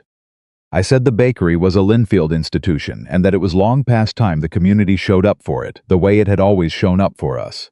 She paused. "It got 47 responses, most of them positive." Silence. "I'm not expecting you to forgive me," Diane said. "I know that's not how it works. I just needed you to know that I know. That I've always known, actually. That I chose convenience over decency, and I've been living with that, and I'm not willing to keep pretending I didn't." The silence stretched. Then Maya said, "I appreciate you coming in person." "You deserved more than a comment," Diane said. "Yes," Maya said. "I did." Another silence. Not hostile, just honest. "The cardamom pastries," Diane said carefully. "Are they available every day or just weekends?" "Every day," Maya said. "We usually sell out by 11. "I'll come in the morning," Diane said. "If that's all right." "That's all right," Maya said. The door opened and closed. Ethan stayed where he was for a moment, then he went back to the loading door seal. When Maya appeared in the kitchen doorway 20 minutes later, she looked at him. He looked at her. "You heard," she said. "The walls are thin," he said. She leaned against the door frame. She stopped. "I've been waiting 3 years for someone to say that. And now that they did, I don't know what to do with it. It doesn't fix anything. It doesn't give me back the 3 years." "No," he said, "but it's real. She didn't have to come in." Maya looked at the wall. "She shared the review," she said quietly. I always knew someone had shared it. I never knew who. I suspected, but I never knew." She paused. "Knowing is different. It makes it smaller. It makes it about her choices, not about something that was true." He said nothing. She knew this. 47 comments, she said. 47, he said. She pushed off the door frame. "The seal on that door," she said. "You've been working on it for 2 weeks. The frame is slightly warped," he said. "I'm deciding whether to replace it or work with what's there. Can you work with what's there?" "With the right approach," he said, "most things can be worked with." She looked at him. He went back to the door. The second unexpected thing came 4 days later, on a Friday, at 2 in the afternoon, when Ethan was at his own house doing bookkeeping, and Lucas called from school and said, "Can you come get me early?" in a voice that was doing a very good job of being normal, and was not quite succeeding. Ethan was in the car before Lucas finished the sentence. He got to the school in 9 minutes. Lucas was waiting outside the office, backpack on, sitting in the plastic chair against the wall with the particular stillness of a child who is managing something and is not going to lose control of it in public.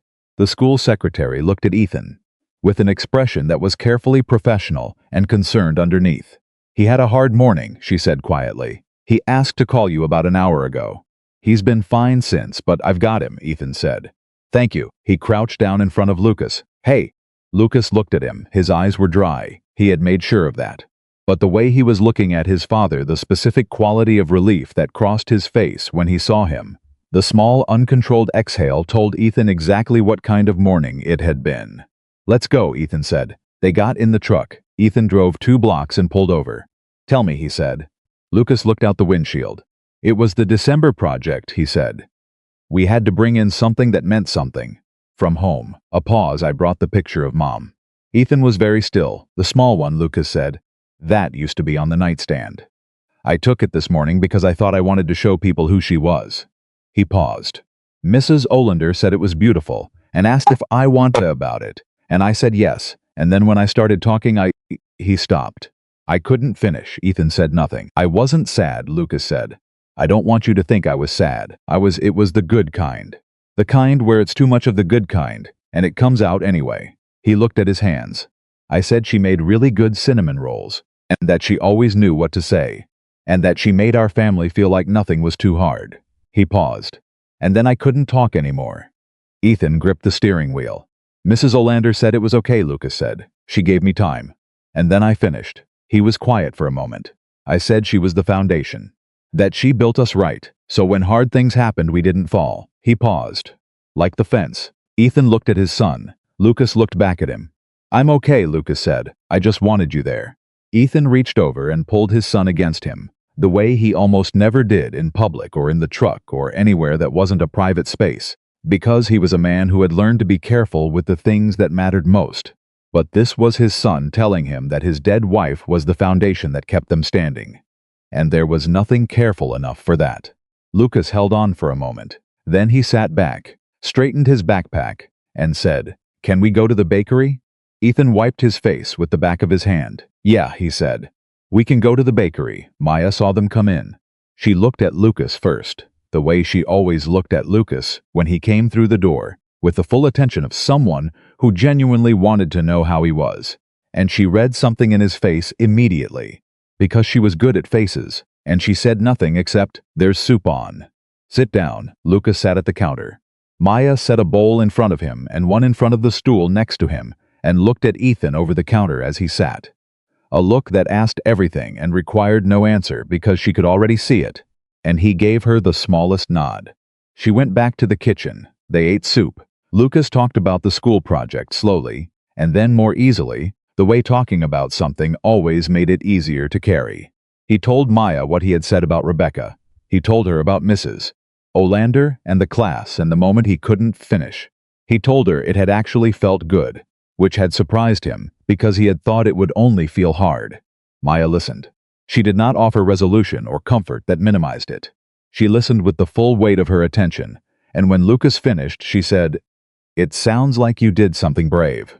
"I didn't feel brave," Lucas said. "That's what brave feels like," she said. "If it felt easy, it wouldn't need a word." Lucas thought about this. Then he ate the rest of his soup. Later, when Lucas had migrated to the back room with a book and a second bowl of soup, Maya refilled Ethan's coffee and stood across the counter and said quietly, "He said she was the foundation." "Yeah," Ethan said. "He's right," she said. "She is." She held his gaze. "I hope you know that. That it's not that carrying her isn't holding you back. It's what makes you exactly who you are. It's why you fix things the right way. It's why you showed up to my fence when nobody else would. It's why Lucas is Lucas." Ethan said nothing for a moment. "I have something for you," Maya said. "I've been trying to figure out when to give it to you. I think it's now." She went to the back. He heard her in the office opening a drawer. She came back carrying something flat, wrapped in brown paper, about the size of a large book. She set it on the counter. She didn't say anything. He looked at her. She nodded once. He unwrapped it carefully, the way he did everything, no wasted motion, no tearing, taking the paper off in one piece the way someone did when they'd grown up in a house where things were saved and reused because they had value. It was a photograph, not a copy. The original he could tell by the weight of it, by the particular quality of the print, the slight texture under his fingers. It was Rebecca, not a formal portrait, not a posed photograph. It was a candid shot from what looked like a summer afternoon. Rebecca in the backyard of their old house on Cedarwood Street, laughing at something off camera, completely unaware she was being photographed, caught in a moment of genuine, unmanaged happiness. He had not seen this photograph in 3 years. He had not known it still existed. He had thought it was gone, lost in the chaos of the months after she died, when he had not been capable of organizing anything, and things had disappeared, and he had told himself they were just things. He looked up. "How?" he said. The word came out without the rest of the sentence because the rest of the sentence had not yet formed. "Lucas," Maya said gently. "He found it in a box in the garage back in October.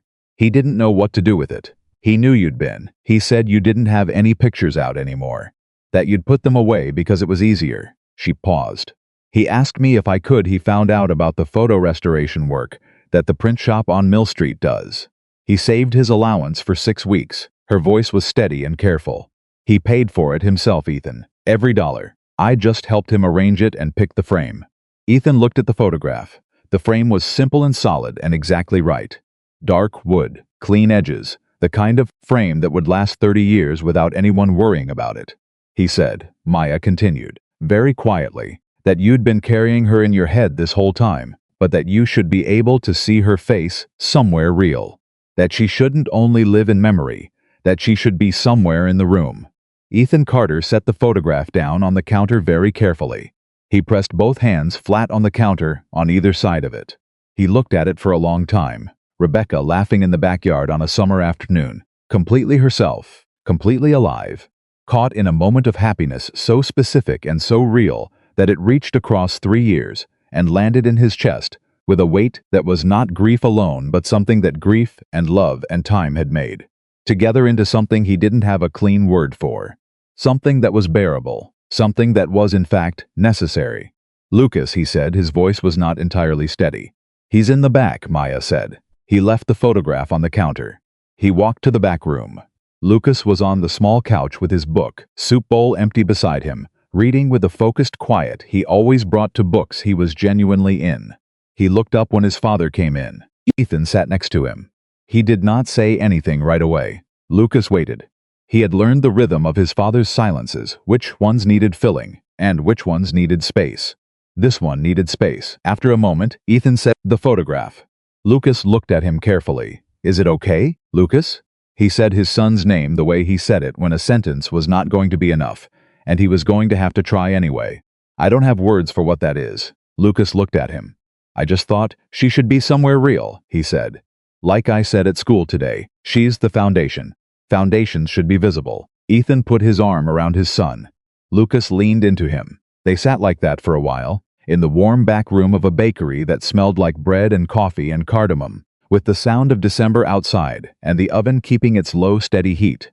And neither of them said anything, because neither of them needed to. When Ethan came back to the counter, Maya was pretending to review the day's sales notebook. She looked up. He picked up the photograph. He looked at her. "I need to tell you something," he said. She set the notebook down.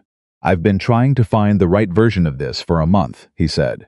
"I've been deciding whether it was too soon or too complicated, or whether you needed more time with everything else that's been happening." He paused. And then my son restored a photograph of my dead wife because he thought she should be somewhere real and visible and not just carried. And I realized I've been doing the same thing you were doing. Before Founders Day, before the parking lot, before all of it. Maya was very still, hiding the thing that matters most, he said. Because if you don't show it to anyone, no one can tell you it's wrong or too much or that they don't want it. She held his gaze. I'm not hiding this, he said. I'm in love with you. I've been in love with you since about the 4th day of a fence repair that should have been a 3-day job. And I'm not going to keep carrying it quietly like it's something I need to protect from the outside air. The bakery was completely quiet. Maya looked at him for a long moment. Then she said, It took you a month. I was finding the right version. That was the right version, she said. That was exactly the right version. She came around the counter. She stopped in front of him. She looked at the photograph in his hands at Rebecca, laughing in the summer backyard, completely herself, and then she looked at Ethan. I've been in love with you, she said, since you crouched down next to a rotten fence post and said things that look broken are not always beyond repair. She paused, and then had the nerve to mean it. He looked at her. She looked at him. Both things, she said. The same words she had written at the bottom of the paper. The same 2 words that had meant everything then, and meant it again now, layered and complete, covering the business and the question, and this, all of it, everything they were both saying and everything they weren't. He reached out and took her hand, not dramatically, not with the performed weight of a moment being recorded, just the simple direct action of a man who has stopped waiting for the right version and is doing the real thing. She held on. In the back room, Lucas closed his book. He had been listening because Lucas Carter always knew exactly what was happening and exercised careful judgment about when to make himself known and when to allow things the space they needed. He had exercised that judgment flawlessly for this entire month without being asked to. He gave it 30 more seconds. Then he walked out to the counter and looked at his father holding the photograph and holding Maya's hand, and he said, with the complete unadorned satisfaction of someone whose assessment has been confirmed by events. Good. Ethan looked at his son. Good, Lucas said again, and went to see if there were any cardamom pastries left. There were 2. Maya had set them aside. He ate them both and did not apologize. 3 weeks later, on a Sunday afternoon in January, a storm came through Linfield. Not as bad as the October storm that had taken down the fence, but real cold and hard, driving rain and wind that found every loose thing and tested it. Ethan was at Maya's house, not for work. Just there, the way he was there now, the way that had stopped requiring explanation or scheduling or justification, and had simply become a fact of how their days organized themselves. Thomas Bennett was there too, Sunday dinner, 3rd month running. He and Ethan had arrived at a careful working understanding that was not warmth yet, but was respect, which was the honest foundation of warmth if both people were willing to build on it. Ethan was willing. He suspected Thomas was getting there. Lucas disappeared outside during a break in the rain. He was back in 2 minutes. He came through the back door tracking mud on the kitchen floor, which Maya addressed with the exact tone of someone who had accepted this as a feature of having Lucas Carter in her life. The fence is fine, Lucas announced. He said it to Ethan specifically, with the certainty of someone who has done an inspection and is delivering the official report. Checked every post, all solid. The new boards didn't move at all. Ethan looked at him. I told you, Lucas said, good foundation. He went to wash his hands, tracking slightly less mud on the return trip. Thomas Bennett looked at Ethan across the kitchen. The fence? I rebuilt her fence in October, Ethan said. That's how we met. Thomas looked toward where Maya was at the stove. Then back at Ethan. A fence, he said. That was the beginning, Ethan said. Thomas was quiet for a moment. He looked at his daughter, at the ease in her posture, the realness of her. The version of her that had been buried under 3 years of protecting herself, and was now simply present and alive in her own kitchen, and something moved across his face that was beyond complicated, and was entirely private, and that Ethan did not try to interpret. She looks like herself, Thomas said quietly. She looks the way she looked before he stopped. Yeah, Ethan said, she does. They ate dinner. Afterward, Maya brought out a new thing she'd been working on, not a pastry, not bread, but a small cake, the kind of thing she was developing for a potential new menu addition, with a brown butter glaze, and something underneath that turned out to be a layer of cardamom cream. Thomas ate his piece and said nothing for a moment. Then he said, "Maya, this is extraordinary." Maya looked at her father. He said it again. "This is extraordinary. You have always been extraordinary." He said it with the directness of a man who has learned, late and at significant cost, that not saying the true thing out loud is its own kind of damage. "I should have said it every day for 30 years. I didn't. I'm saying it now."